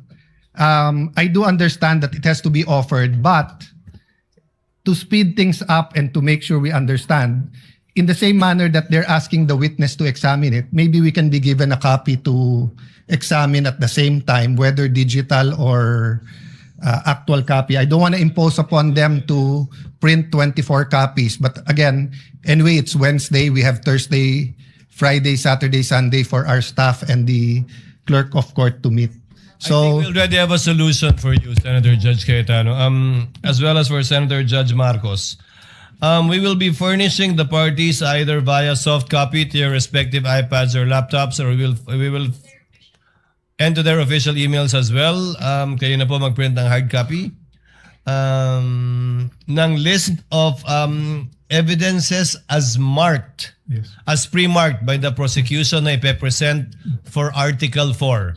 And we will do this by article. However, insofar as I said, the documents presented by the counsel for respondent, these have not yet been pre-marked. But I don't think there's anything wrong with asking for a copy from the counsel for respondent. on that point, For our guidance, whether or not the same will be offered without prejudice to respond to On counsel that for point- respondent deciding on whether or not they will offer it at the appropriate time. on that point, Mr. Presiding Officer, even if it's pre-marked, if it will prejudice their presentation, I don't mind it be given in real time. And same, no? If it's being used on cross or recross on rebuttal and hindi to na pre-mark, as long as real time, para lang we can process it. If not, we have to review afterwards and it messes up our preparation for the hearing the next day. No? Is that possible for the parties once the roles are reversed? May I get a response Honor. from the counsel for respondent? Your Honor, first we'll clarify everything that was showed today was pre-marked by the respondent. That's not my understanding because the DOJ letter you pre-marked is different from the DOJ letter that we have pre-marked. But we'll verify. So everything was pre-marked? Yes, Your Honor. But you presented a document that was not pre-marked either by the prosecution or the defense. Walang marking eh. I presented all that. So if it was pre-marked, it's our lookout. Then then there's no problem furnishing the senator judges with a copy of the same. We have no problem with that, Your Honor. Senator Judge Alan Cayetano's concern has no basis if it was all pre-marked. Apparently, it was our oversight. Yes. Counsel for the prosecutors, would that be possible? Yes. To furnish it? I think what counsel for respondent did earlier helped us out a lot. Plastering it on the screens, whatever affidavit you were presenting. I think counsel for the prosecutor should do the same. Yes, Hindi naman Mr. bawal Presiding Officer. magkopyahan dito eh. Okay lang. Senator Judge Cayetano? Thank you. Yeah, and just to clarify, the 2 minutes is the question, not including Yes, the yes, of answer. course. No? You have 2 minutes if you want to if start they- with asking questions. Yes, if they ask to repeat the question, please don't count that. No, 2 minutes is long with short questions, but many of us want to get to the bottom of it, end up only asking 1 or 2 questions. So just a little bit liberality. We will be lenient, Yes. Thank you. Senator Judge Thank you Alan very much. Cayetano. You Appreciate may it. proceed, sir. You have 2 minutes. A question for the witness, and maybe to put all of us in check, I don't mind if any of the counsel says na medyo hindi maayos yung question. I mean, given what happened yesterday and today, and there are questions that could prejudice the case either way. As long as we call each other out respectfully, to the both counsels, you cannot correct a senator judge, but I don't mind if you think it prejudices. That's your duty to your client. Yes, sir. So this isn't the start of the 2 minutes yet. Sa magandang hapon, Mr. Witness. Good afternoon, Your Honor. Medyo mahaba na yung pag-upo mo dyan, but allow me a few questions. No? Yung circumstance lang, so paano nagsimula yung investigasyon na na-involve ka? Were you from the start o hindi? At written instructions ba to? O sinabi, oy, may investigasyon tayo? Just konting clarity, paano na umpisa yung specific investigation? And was it based on the November 3 video? Tama ba? November 23, Your Honor. Okay. It all started, I received a phone call, sir, from my executive officer that there is a video wherein there is a statement given by the Vice President, which is classified as threat, and I was tasked and assigned to investigate the case, sir. Okay. So basically, ganun yung pagkasabi na I'm tasking you to look at the video, investigate. Yes, Your Honor. Were you working alone or with a group? With a group, Your Honor. NBI group? Yes, Your Honor. And was this, is there an interagency also or just purely NBI?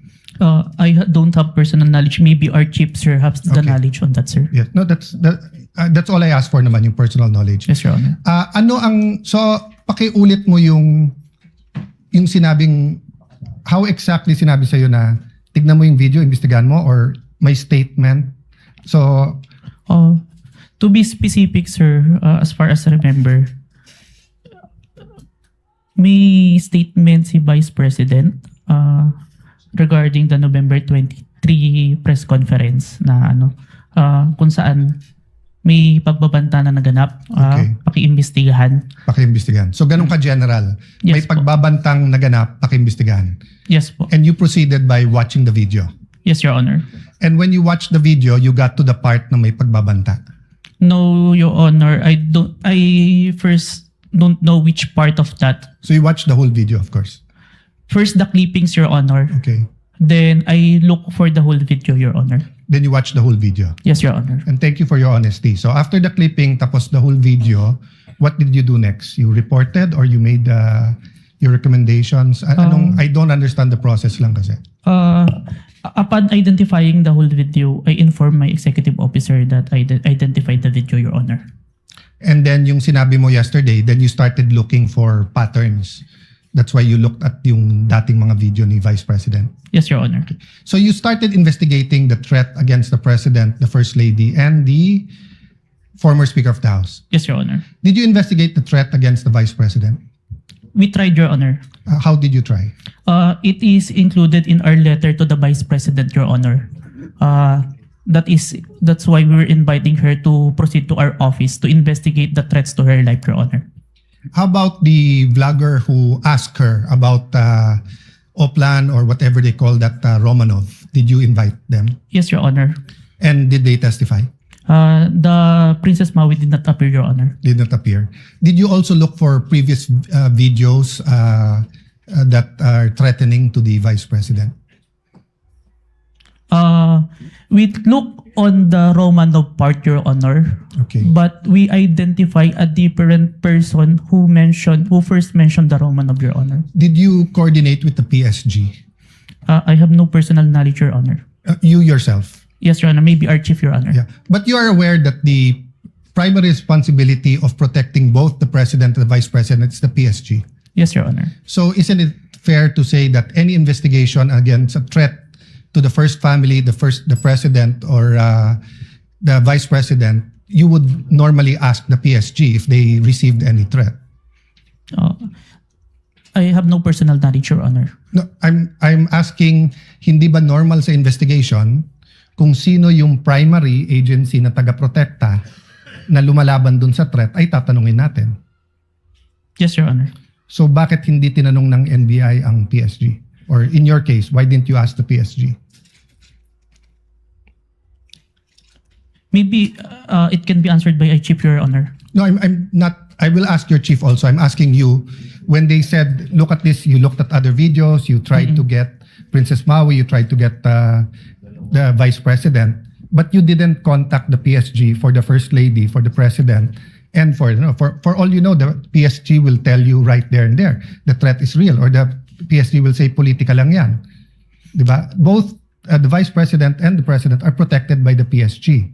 So why wasn't so nakalimutan lang or wala sa procedure nyo or Your Honor, there is already a statement from the National Security Council, Your Honor, that it is an active threat, Your Honor. That's why we start investigation. Yes, and the primary group that will know if it's an active threat is the PSG. So if this was the United States, it will be the Secret Service. So whether the FBI or the CIA, state troopers, the federal marshals, kung sino man mag-iimbestiga, parati nilang tatanungin yung Secret Service. So I'm just curious why we did not ask the PSG input. Kindly wind up, Senator Cayetano. Senator Judge Cayetano. So my last question is, how did you characterize the threat of the Vice President to the President? Given that ang exact words niya, huwag kang mag-alala ma'am sa security ko kasi may kinausap na akong tao, sinabi ko sa kanya, kapag pinatay ako. So that'll be fair to you and not vague, no? Did that phrase, kapag pinatay ako, have any bearing in your investigation? Yes, Your Honor. And what was that bearing or thoughts in your mind? First of all po, dun sa statement, may nakausap na po. It already took place before pa yung mangyari yung meeting.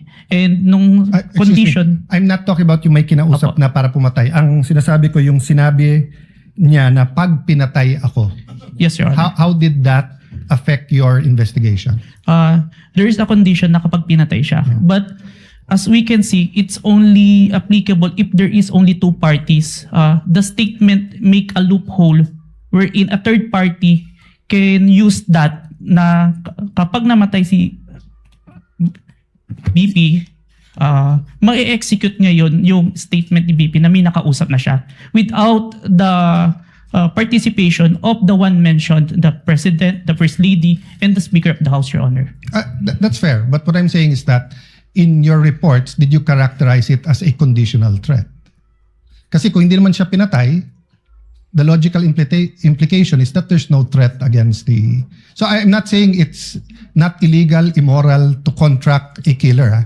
I'm just trying to follow the logic na pag sinabi kong pakukulong kita, Mr. Witness, pag nagsinungaling ka under oath, then it's actually not a threat. It's a legal... I'm just telling you the law, di ba? Pero pag sinabi kong pag hindi ka sumunod sa akin, ano yung kita? So that's my last question lang. So how did you characterize that? It wasn't a conditional in your mind because may kinausap na? Even with or without, sir, it's still considered a threat as long as the person... I have no doubt there. I'm just asking, is it a conditional threat?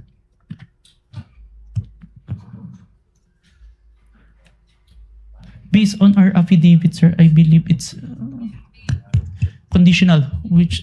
Based on your affidavit. But your initial assessment, yung personal mo as an investigator, this is an investigation of the whole NBI, but yung personal mo? The threat is absolute, sir. Okay. Thank you, Mr. President. Thank you. Thank you, Senator Judge Cayetano. We now proceed. Senator Judge Padilla is recognized. Maraming salamat po. Thereafter, Senator Judge Zubiri. Maraming salamat Senator Judge po. Padilla, you have 2 minutes. Opo. Nais ko lamang po magtanong sa ating saksi. Ginoong saksi, kanina po kasi habang nagkakaroon ng pagdinig, ako po'y laging iistorbo dahil tuwing may itatanong, mag-o-object, medyo magulo po eh. Pwede po bang sagutin po ninyo ako dahil Noong pong February 5, ang sabi po dito ay insufficient po yung na hindi dapat makarating na sa preliminary investigation. Tama po ba? February 5 po yon? May certification, sir. Yes po. Opo. Tapos nung February 14, naging sufficient na for conduct of preliminary investigation. Nasagot po ba yung 7 na sinabi dito na para, ang sinasabi po kasi dito nung February 5, merong 7 na kulang. I believe so, sir. That's why we have received a certification, sir. Ayun. Kasi po, parang narinig ko kanina, hindi po naibigay yung original copy nung sinagawang interview kay Vice President Sara Duterte. Yung original po na kopya, kung sino po yung nag-record. Wala po kayong affidavit? Meron po ba kayong affidavit na nakuha nyo? Yes, sir. Ako po yung ang inire-request po ng DOJ dyan is affidavit po nung nag-screen record, which is my affidavit, Your Honor. Meron po siyang affidavit? Ako, sir. Ako po yung nag-execute, sir. Kasi hindi po yung mismong tao? Yes po. Ang hinihingi po kasi ni DOJ is kung sino yung nag-screen record through OBS, sir. Hindi po yung mismong tao? Yes, Your Honor. Kayo lang po yung nag-affidavit? Yes, Your Honor. Pero meron po kayong pagkakataon ba na nakausap niyo yung tao at nagbigay siya ng affidavit? May I clarify, Your Honor, if sinong tao yung tinutukoy? Yung nag-record po? Ako po yung nag-record through OBS, sir. Hindi po. Yung mismong nag-record po kay Inday sa Vice President. Nakausap niyo po ba? Yung raw file po. Kasi napakahalaga po nun. Kasi doon po natin malalaman kung original ba o hindi. The video itself, sir, is publicly available. That's why I performed the recording, sir. Opo. Pakisagot na lang po, mahal na saksi, kung nakuha niyo po ba yung original. Yung original, hindi po yung galing sa internet. The original, no, sir. Yun lamang po. Maraming salamat po. Thank you, Senator Judge Padilla. Senator Judge Zubiri, you are recognized, sir. You have 2 minutes. Maraming salamat to our presiding officer. Magandang hapon po, Sir Witness. Good afternoon, Your Honor. Afternoon. Gusto ko lang magtanong, clarificatory questions lang po ito. Dito ba sa ating bansa, dahil tinatanong ko po ito sa inyo, dahil kayo po investigating body, sa ating bansa, meron bang specific law pagdating sa mga banta sa Pangulo, Pangalawang Pangulo at kanyang mga successors? Or yan ba'y pasok lang sa grave threats, which is applied sa lahat? Applicable sa lahat ng tao? Based on my personal knowledge, sir, it's only on the grave threat, Your Honor. Which is applied to everyone, if I'm not mistaken. No? Kasi sa batas sa Amerika, sa Estados Unidos, meron po tinatawag na number 18 under the United States Code, Section 871. There is a specific law na pinagbabawal po itong mga threats to the President, Vice President, and its successors. May jail time po ito at may fine na malaki. As a matter of fact, dito sa panahon ni Pangulong Trump, marami na po silang kinasuhan at hinabla at napasok sa kulungan dahil sa paglabag nitong batas na ito. At Secret Service po ang sumasagawa ng investigasyon. Sa atin ba dito, ang NBI ba ang nabigyan po ng kapangyarihan para gawin itong investigasyon under your new NBI code? Under our law, sir, the new NBI law, included po yung investigation to the threats to the life of the President, the Vice President, the Speaker, the Senate President, and the Supreme Court, sir. So, klaro na kayo, nasa kapangyarihan ninyo. Kasi hindi pwede sa Presidential Security Group. Hindi katulad sa Estados Unidos, yung Secret Service ang talagang nanguhuli at nag-imbestiga. Sa atin dito sa Pilipinas, ang NBI po ang nangunguna sa investigasyon. Tama po ba yan o mali? It is within our law, sir. Okay. And this is just food for thought because not only are we senator judges, we're also legislators. It may be time that we also craft a law that will be specific on threats made to the President, Vice President, and its successors, meaning the Senate President, the Speaker of the House, and the Supreme Court Chief Justice. Sa Amerika kasi, sa batas po nila, and I'll just wrap up, the defendant, to secure conviction, the defendant communicated a threat. The defendant understood and intended the statement as a true threat. Hindi po niya sinabi joke only in the end. And pangatlo, the defendant knowingly and willfully makes the threat. So just food for thought as legislators as well. So maraming salamat po, Mr. President. Thank you, Senator Judge Zubiri. We now proceed to where we left off. I believe that was the redirect of the counsel for the prosecutor. Just out of curiosity, without any pressure, because I promised I would declare a break somewhere in between, depending on how long your redirect and recross would be. I can call the break after the recross and the statement of the counsel for respondent, so that we break on a good point before we call on the last witness for today. Yes, counsel for the prosecutors. As to the question, if the prosecution will do the direct examination. The redirect. The redirect examination after the cross-examination of the defense. The prosecution decides not to conduct a redirect, Your Honor, please. Thank you, counsel for the prosecutor. Counsel for the respondent, do you want to begin to utilize your time now? Your Honor, I will turn over the mic to my co-counsel. He will also be the cross-examiner for the next witness. But Your Honor, please, may I make a manifestation, Your Honor, please, before we proceed, Your Honor, please? A manifestation as to the In statement. connection with what, counsel for the prosecutors? As to the manifestation earlier that all the documents that were confronted, that were Yes. presented to the witness, I believe that the defense said that all those exhibits were pre-marked. But based on our records, Your Honor, please, and then I hope the defense will clarify this for the record. We perused the documents and we don't see that the articles of partnership and the screenshots of the websites that were presented earlier, based on our tally, based on our records, these were not pre-marked, contrary to what the defense manifested. So we would like to seek clarification from the defense. That is correct, Your Honor. Those 3 documents were not Noted pre-marked. and entered into the records. Thank you so much. Given that there is no redirect and recross, counsel, can you state for the record your name? Good afternoon, Your Honors. I am Mark Sivin Luan for the Vice President. Sir, you're aware of the situation. Time was given to the counsel for the prosecutors to make a discussion about whether or not Article 4, the acts alleged in Article 4 constitute an impeachable offense. You have the same time of 4 minutes and 26 minutes, which will round. Before I allow you to continue, kawawa naman si Mr. Kalilong. Mr. Witness, Mr. Kalilong, Senator Judge Lacson, before we excuse.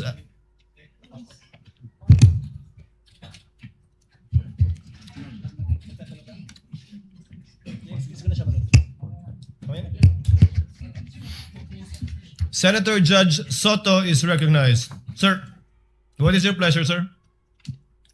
Mr. President, Mr. Presiding Officer, are we going to dispense with the witness already? Unless you have questions. I believe Senator Lacson has questions to the witness. So not yet. Well, it's a simple question. The gentleman may proceed. Thank you very much. You're familiar with the internet, of course. Yes, Your Honor. Have you noticed that lately all the AI-generated videos have a caption saying AI-generated? Yes, Your Honor. Kaya pag walang nakalagay na AI-generated, siguradong hindi AI-generated? Yes, Your Honor. Today, Your Honor. Yes, lately, no? Lately, Your Honor. Lahat nakalagay. Pag AI-generated, nakalagay AI-generated, and Meta does not allow it. Right? They allowed it, but there is a AI info part. Correct. Let's say there is a manifestation. Yes, Your Honor. It is explicitly mentioned that AI. So you're aware of that? Yes, Your Honor. Thank you. That's it. Senator Judge Lacson, you have You likewise have 2 minutes, sir. You may proceed. Thank you, Mr. Presiding Officer, Mr. Senate President. I have questions para sa ating testigo. Since you are presented here as an expert witness, alam nyo, nagkusort din ako sa digital forensics expert para lang makonvince sarili ko. No, my first question is, in this day and age of artificial intelligence, no, will you agree with me na it is almost impossible to distinguish an AI-generated video from the original? Almost impossible. Yes, Your Honor, it is hard, Your Honor. Yeah, very hard, di ba? Very difficult.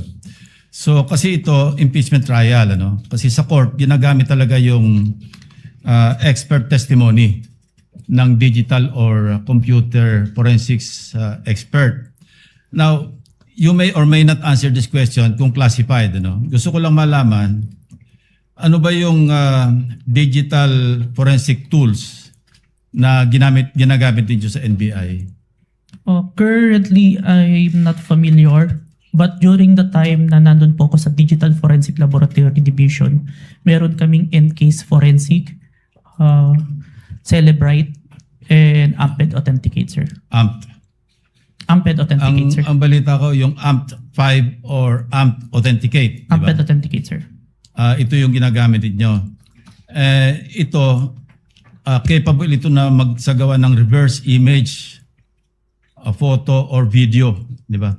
Yes, Your Honor. Okay. Ito ba yung ginamit mo? For this part, Your Honor, the OBS only, Your Honor. Bakit hindi nyo ginamit ito? The duration is too large, Your Honor, the 2 hours. And the Amped Authenticate can only detect if there is a inconsistent FPS, Your Honor. Yeah, kaya ako tinanong yon dahil una-una maraming para mag-adhere na magamit sa korte, no? Likewise sa impeachment court. May mga requirements, di ba? Sinabi mo kasi meron kayong open source, di ba? Yes, pero Your Honor. ang pinaka-importante yung chain of custody, of course, yung provenance. Yes, Your Honor. Yung original na pinanggalingan. Yes, Your Honor. Ang sabi mo, pinanggalingan lang Facebook. The Facebook was captured, Your Honor. So, hindi yun ang original, di ba? The screen recording is the original itself as to my authentication, sir. Yeah, and you can attest sa authenticity ng video. Yes, Your Honor. In spite of not being or not having originated from the original. Yes, Your Honor. I compared the recorded with the original and ensured that the contents are identical, Your Honor. Kasi nabanggit mo rin, ginamit mo yung manual comparison simultaneously ng dalawang videos. Yes, Your Honor. Pero again, I will insist na talagang hindi reliable yung manual. Ito yung sinabi sa akin ng digital forensics expert na nakausap ko, no? Ang pinaka mas importante, makuha mo yung original copy, yun nga, yung provenance, di ba? Para talagang, tapos masundan mo yung sa analysis, gagamitan mo ng tools para malaman mo na talagang authentic yung video. Of course, I'm not here to question the authenticity. I just want to be assured dahil sabi ko nga kanina, pagka sa artificial intelligence, napakahirap talaga. Almost impossible to distinguish it from the original video or yung source. Yes, Your Honor. And you're competent enough do sila ginagamit yung forensic tools o forensics tools at yung inyong yung competence mo through your training, no? And experience, Your Honor. And experience. Kasi sabi mo nga, you've been with the NBI since 2021, di ba? Yes, Your Honor. And since then, you have appeared in some 20. At least 30, Your Honor. 30. Yes, Your Honor. 30 court hearings. Yes, Your Honor. So, thank you, Your Honor. Thank you, Mr. Presiding Officer. Thank you, Your Honor. Thank you, Senator Judge Lacson. Senator Judge Cayetano, what is your pleasure? Just a clarification addressed to the presiding officer. You may proceed, sir. Apologies, I don't remember if it was one of the counsels or one of the senator judges who asked the witness a while ago whether he was an expert witness, and he said he was a competent witness. That is correct. And there's a The difference presiding between an officer expert confirms that. witness. So he's not an expert witness. He's an competent witness. That is correct, Your Honor. So that will have bearing because whether or not an AI video can be produced without an AI has to be testified by an expert witness. If I may, Wait, yeah, go ahead. If I That may- doesn't mean, I don't think you'll disagree with my second statement. That doesn't mean that this witness is not competent to testify on that. Second point, I just like to clarify for the record, my understanding of watching the video is that it was on StreamYard, then a link was shared sa Facebook. Yes, Your Honor. So if that's the case, Mr. Presiding Officer, the original video is with StreamYard, not with Facebook, or are both original? It's Zoom, Your Honor. Zoom? Yes, Your Honor. I was informed StreamYard, but just for the record, so that later on when we review everything, someone testified to it. Duly noted. Yeah, thank you. Duly noted and entered into records. Mr. Vinluan, you have your 4 minutes and 26 seconds. But we cannot use the seconds in our timer, so just look at the clock, sir, please. Your Honor, please. Before we... Yes, Mr. Kalilong, you are excused, sir. Thank you, Your Honor. And thank you for your time and cooperation with this impeachment court. Thank you so Thank you, much, Honor. NBI Senior Agent John Mark Calilong. Thank you so much. Hold on, Mr. Kalilong. Yes, Senator Judge Padilla. What is your pleasure, sir? Ginoong tagapamahala ng hukumang ito, nais ko lamang po sana hingin ang mga credentials ng ating saksi kung paano po lahat ng kanyang certification, lahat upang mapatunayan po natin lahat na It's ready. To it earlier, but kindly respond to the question of Senator Judge Padilla, Mr. Witness. I have here, sir, my certifications during the time of my investigation, Your Honor. Can you, mahaba ba? I can read, Your Honor. Mahaba ba? Hindi. ibigay na lang po siguro sa Kindly atin. just submit it to us, yes, please. Opo, Yes, submit Your na lang po. Thank you, Your Honor. If that is okay with Senator Judge Padilla. Thank you, sir. Mr. Kalilong, you are excused, sir, and thank you for your time and cooperation with the impeachment court. Thank you, Your Honor. The presiding officer will just wait for the witness to leave the premises before recognizing Attorney Binlon. Okay, Attorney Binlon, you have 4 minutes and 26 seconds. You may proceed, sir. Thereafter, we will call for a 15-minute break. In the discourse yesterday, talking about VP Sara's statements during the November 23, 2024 press con, Senator Judge Risa Ontiveros stated, and I quote, "None of these statements are proof that the Vice President actually contracted an assassin or hired one. She is absolutely right." She then asked the question, why are these acts impeachable? To this question, the prosecution responded, "We understand that these statements may not actually 100% prove that she in fact contracted an assassin, end of quote. Hence, the prosecution admitted that the video does not prove any fact other than its existence. In simple words, there is no proof of any contracting of an assassin. The prosecution's admission before this honorable court made the respondent's position clear. The prosecution has no other competent evidence to prove that VP Sara contracted an assassin. Ang testimonya ni Kalilong, gaya ng iba pang ebidensya kuno ng prosecution, ay hindi sapat para patunayan ang paratang na ito. Trying to prove this stretched narrative using a hodgepodge of materials is a waste of this honorable court's time and the Filipino people's money. Si VP Sara na mismo ang nagsabi na hindi assassin ang kinausap niya. This term only came from people who took her statements out of their proper context and tried to exaggerate them for what they really meant. The truth of the matter is this: she and her family were threatened. And while her response was unconventional, it was justified. What triggered her response was a question about Operation Romanov, which is the plot to eliminate VP Sara and her entire family. The NBI's own records prove this. In the minutes of the meeting of Dempsey Reyes' interview, he said, and I quote, "May press con kasi earlier than that, sabi niya, parang hindi lang niya gusto daw, sabi lang niya gusto daw siyang patayin daw, according to her, ni Speaker. That was during a press conference the day before, November 2022. End of quote. During the virtual press con, Princess Maui mentioned Operation Romanov again and even warned her about her safety. Reyes talked about it, Princess Maui reiterated it, but the NBI gaslighted it. When VP Sara uttered those words, she was not responding as Sara Duterte, the Vice President, but Sara Duterte, the wife, mother, daughter, and sister, who only sought to protect her own and her family members' lives.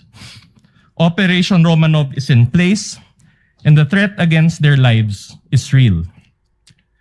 VP Sara became the target of unauthorized intelligence and surveillance operations by government operatives that exposed her family to high-level risks and security threats, thereby causing intense trauma and uncontrollable fear. Her homes in Davao and Manila were profiled, and this is proven by classified casing reports. Her trusted security personnel were removed. Her schedule of official functions, like the one in Naga, was leaked by intelligence agents, and her security was heavily compromised. In sum, the prosecution was right in using the term culmination. But the prosecution's interpretation is wrong. Rather, when VP Sara left the administration, she suffered various forms of threats and harassment for many months from the powers that be, and the culmination was her statement on that fateful early morning in November 2024. She didn't commit an impeachable offense. She drew the line in the sand and said, "Enough is enough." That is the meaning, and that is the context. Finally, as to the alleged grave threats and inciting to sedition, these are defined by the revised penal code and are punishable by prisión correccional. Thus, these fall under the jurisdiction of the MTC or first-level courts. These charges are not other high crimes as contemplated by the Constitution as grounds for impeachment and are therefore not impeachable. After all, VP Sara was fighting two important battles that day. One against the threat to her family's life, and another against the life of the ordinary Filipino, constantly suffocated by the immense weight of corruption, which she talked about during the press con. She never incited sedition, she merely echoed the voice of ordinary Filipinos. Her message that day only reflected what was already in their hearts and minds. There was no betrayal of public trust.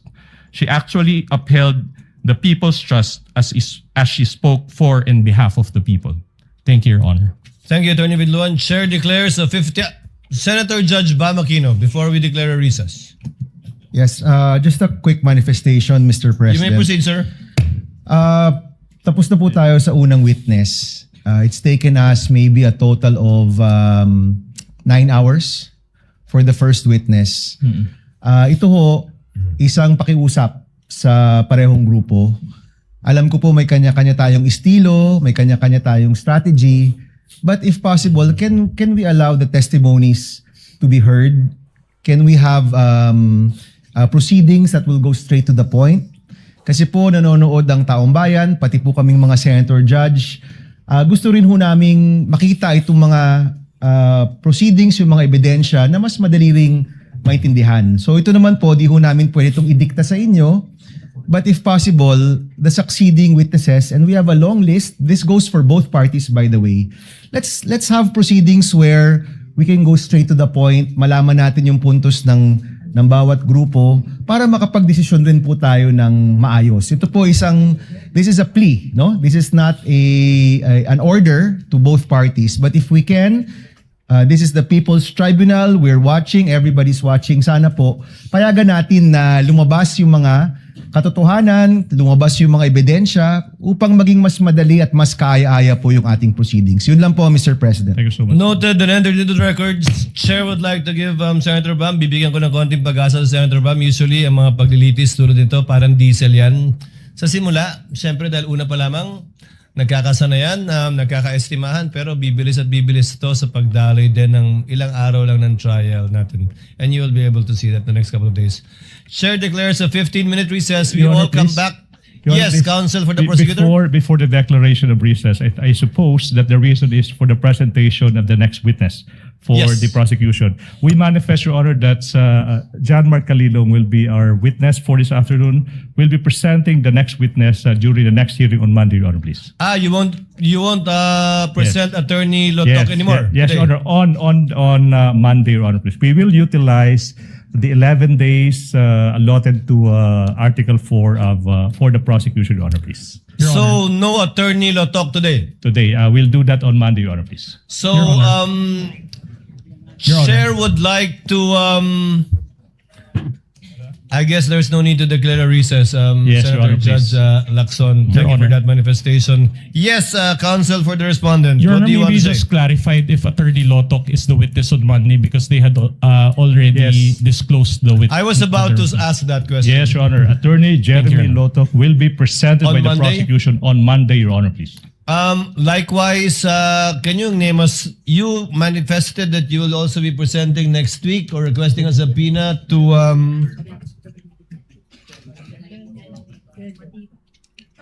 yes, to Attorney Lopez and Attorney Director Matibag. That would be Captain Belinda Bello, Your Honor, please, and NBI Director Matibag. And then Lotok first. Lotok, Your Honor, please, and then Matibag. And then we'll disclose on Bello, Your Honor, please. Captain the Sergeant at Arms. Belinda Bello of the House of Representatives, Your Honor, please. So, those two witnesses. Yes, Your Honor. We have 3 days, counsel. No. Name me one more. Okay, that would be NBI Director Matibag, Your Honor, please. Given the manifestation of the counsel for the prosecutor, Chair hereby orders the issuance of subpoena once again to Attorney Lotok for the trial dates on July 13, 14, and 15, as well as for Attorney Melvin Matibag. No need for a subpoena for Miss Bella? Your Honor. Before I recognize counsel for respondent, no need for a subpoena? There's no need for subpoena, Your Honor. You did not request for a subpoena, counsel. Yes, Your Honor. So no need. No need, Your Honor. You will produce, can you state the name again for the record, counsel? Can you state the name of the witness again for the record? Your Honor, the first witness will be Captain Belinda Bello. That would be Attorney Jeremy C. Lotok. Number 2 is Captain Belinda Bello. And number 3, NBI Director Matibag. And number 4. Thank you. That's for no. Thank For you, next counsel. week, those are the witnesses, Your Honor, please. Thank you. Counsel for respondent, Your what Honor, is your pleasure? Your Honor, considering the change in schedule, may we just confirm if that is the exact order of presentation next week? I believe so. The chair would like to be the one to confirm that. To reiterate, Your Honor, may I be recognized? I apologize. yes, the member of the panel of prosecutors, Representative Defensor, what is your pleasure, sir? Your Honor, may I just correct, since the private counsel is under the direct supervision and control of the Yes, of counsel and course. prosecutor. For Monday, Your Honors, we will be presenting Attorney Jeremy Lotok. For Wednesday, we will be presenting Tuesday, we'll be presenting Attorney Zulaika Lopez. And for Wednesday, our third witness, we will be presenting Captain Belinda Bello. Captain Belinda. So, Director Matibag is not yet going to be presented next week? Not yet, Your Honor. We will manifest on Monday if we can consider him for the Wednesday's session, depending on how the trial goes or how long the testimonies will take for both parties. Noted. What is the pleasure of counsel? Chair would like now to discuss and dispense with some administrative matters. The BIR box, which the chair ordered to be returned on July 6, has actually been returned to the BIR, sealed, untouched, and duly received accordingly. And the counsel for the prosecutors have filed a motion for the issuance of subpoena duces tecum at testificanum to the BIR concerning this box. Has a copy been furnished to the counsel for the respondents? None yet, Your Honor. None yet? I thought, yes, Your Honor, we confirm that we emailed a copy to the respondents. Last kindly Monday, Your check Honor. so that we can dispense with the need of reading the subpoena.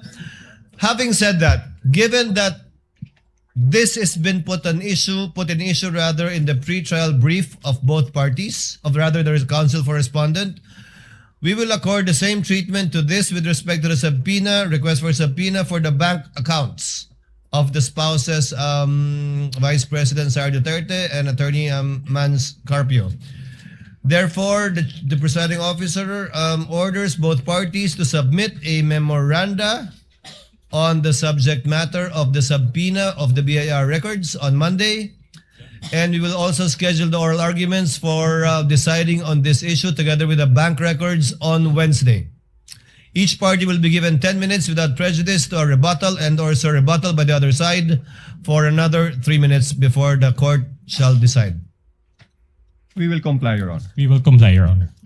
Thank you. So ordered. In regard to the request for the issuance of a motion for subpoena, asan yun?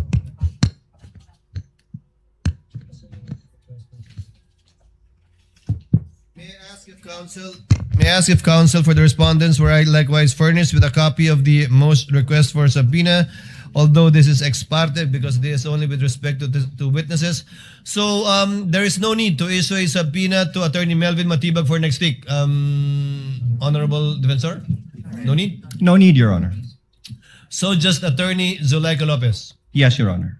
Chair orders that subpoena be issued to Attorney Zulaika Lopez to appear on July 13, 14. As indicated by the counsel for the prosecutors, given that on the 15th, we might be arguing on the bank deposits and the BIR documents. We submit, Your Honor. So ordered.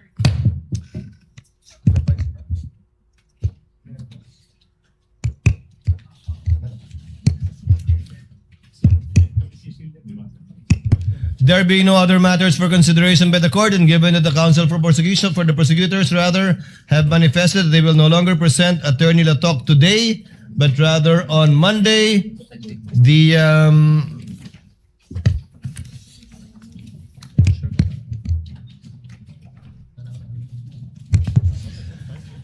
trial is hereby adjourned until 2 p.m. of Monday, July 13, 2026.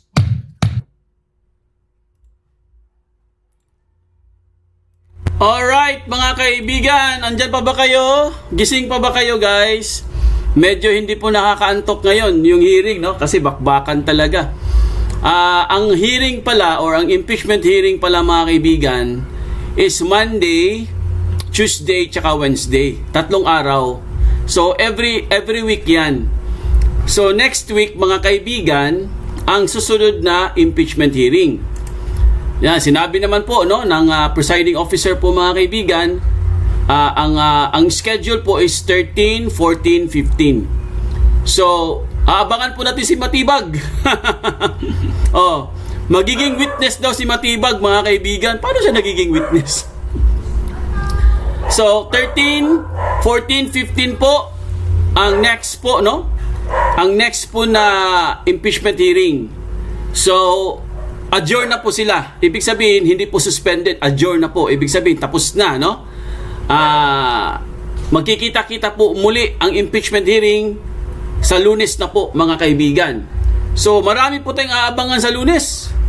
Dahil ba, nagtataka din ako, bakit po ipapasabpina nila si Secretary Zulaika? So, hindi natin, napakagulo talaga itong prosecutor na to eh. Ang gulo talaga nila. So, opo, tapos na po ang hearing, Marisa Miranda. Sa Monday na po tayo uli, no, mag-hearing sa impeachment po mga kaibigan, no, kasi ano pala, Monday, Tuesday, Wednesday pala ang impeachment. 3 araw pala sunod-sunod. So, ganun po. Aabangan natin si Matibag. Magiging witness si Matibag eh. Opo ha, Marisa Miranda ha, July 13 po. Yes. Kasi 13, 14, 15, 3 araw yan. Bawat impeachment 3 araw, bawat linggo. Every week, tatlong impeachment po ang aabangan natin. Kasi sobrang tagal nito mga kaibigan, aabutin pa ito ng November, no? Kasi ang dami pong mga witness. Grabe. Sobrang dami, guys. Ang dami nilang, ewan ko paano nila ginawa yan. Ang dami nilang script.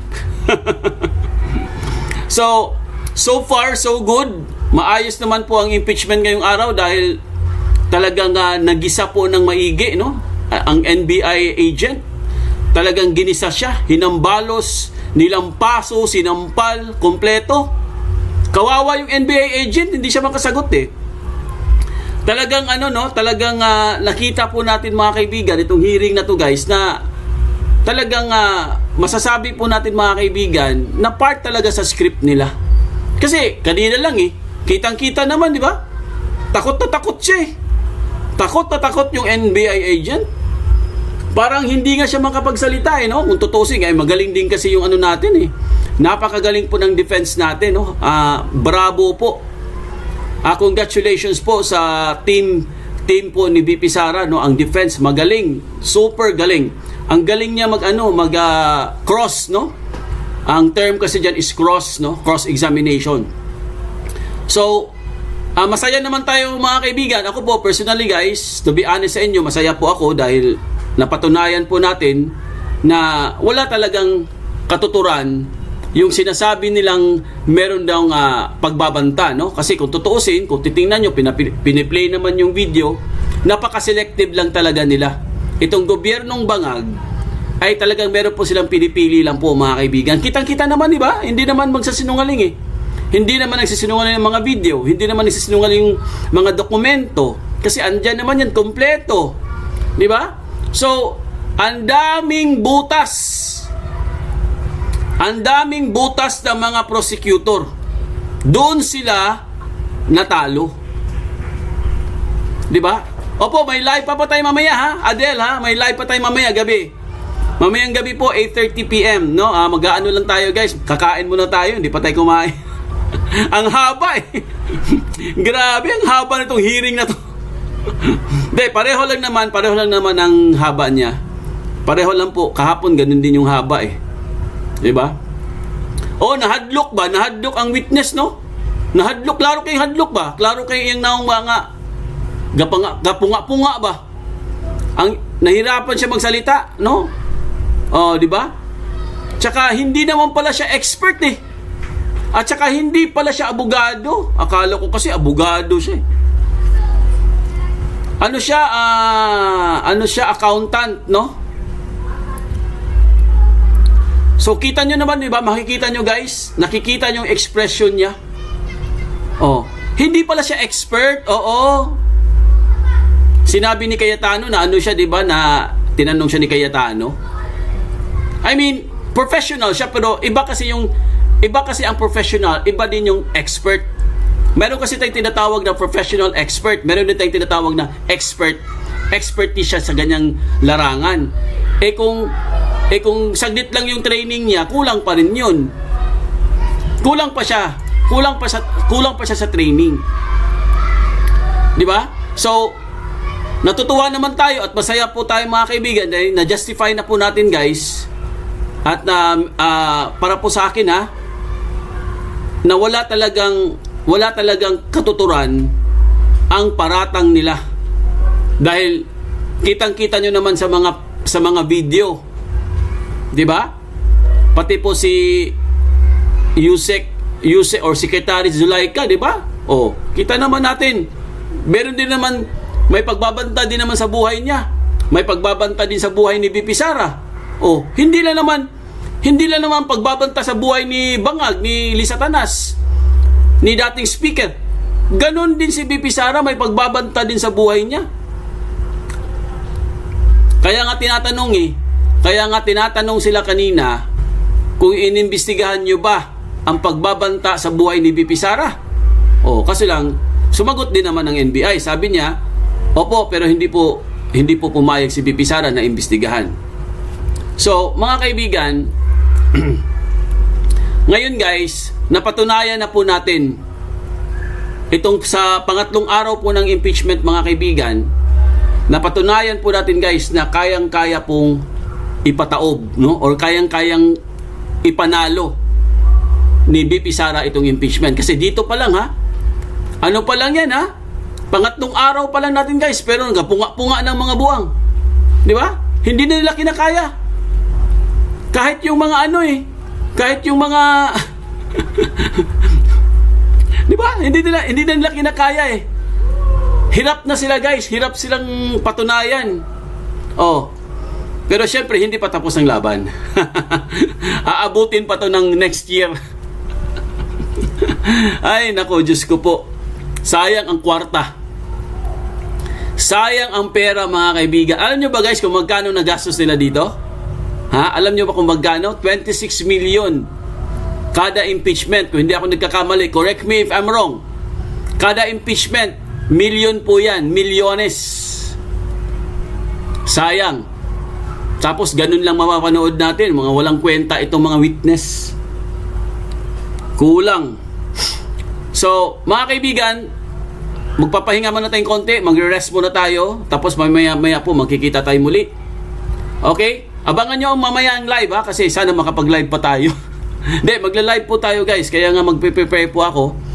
Kasi syempre mo mga kaibigan, kailangan po mag-prepare dyan eh. Hindi naman basta-basta tayo nagla-live, no? Kailangan po natin maghanda. So sa lahat po na subscribe sa amin, maraming salamat po. Sa mga hindi pa po na subscribe, please subscribe, comment, like at pakita notification bell para updated kayo sa aming mga bagong videos. ATF 2.0 pa aming FB page. Follow, like, and share ng mga videos. Ayan po, hanggang dito muna tayo mga kaibigan. Magkita-kita po tayo mamayang gabi, 8:30 PM po, Philippine Standard Time. Kung wala kayong gagawin mamaya, kung gising pa kayo, kung kaya nyo pa mamaya, manood kayo. Oo. Pero pag hindi nyo na kaya, gusto nyo na matulog, okay lang, magpahinga po kayo guys. Basta, kung kaya nyo pang makinig at kaya nyo pang manood mamaya, kasi may mga update po tayo, abangan nyo ang ating live. Okay, bye-bye! Ingat po kayo ha. God bless. More blessings. Marisa Miranda, thank you very much sa pagkapi ha. Oo, na si Marisa Miranda nagpakapi eh. Buti nagpakapi si Marisa Miranda. Nakapagkapi po tayo guys. Maraming salamat.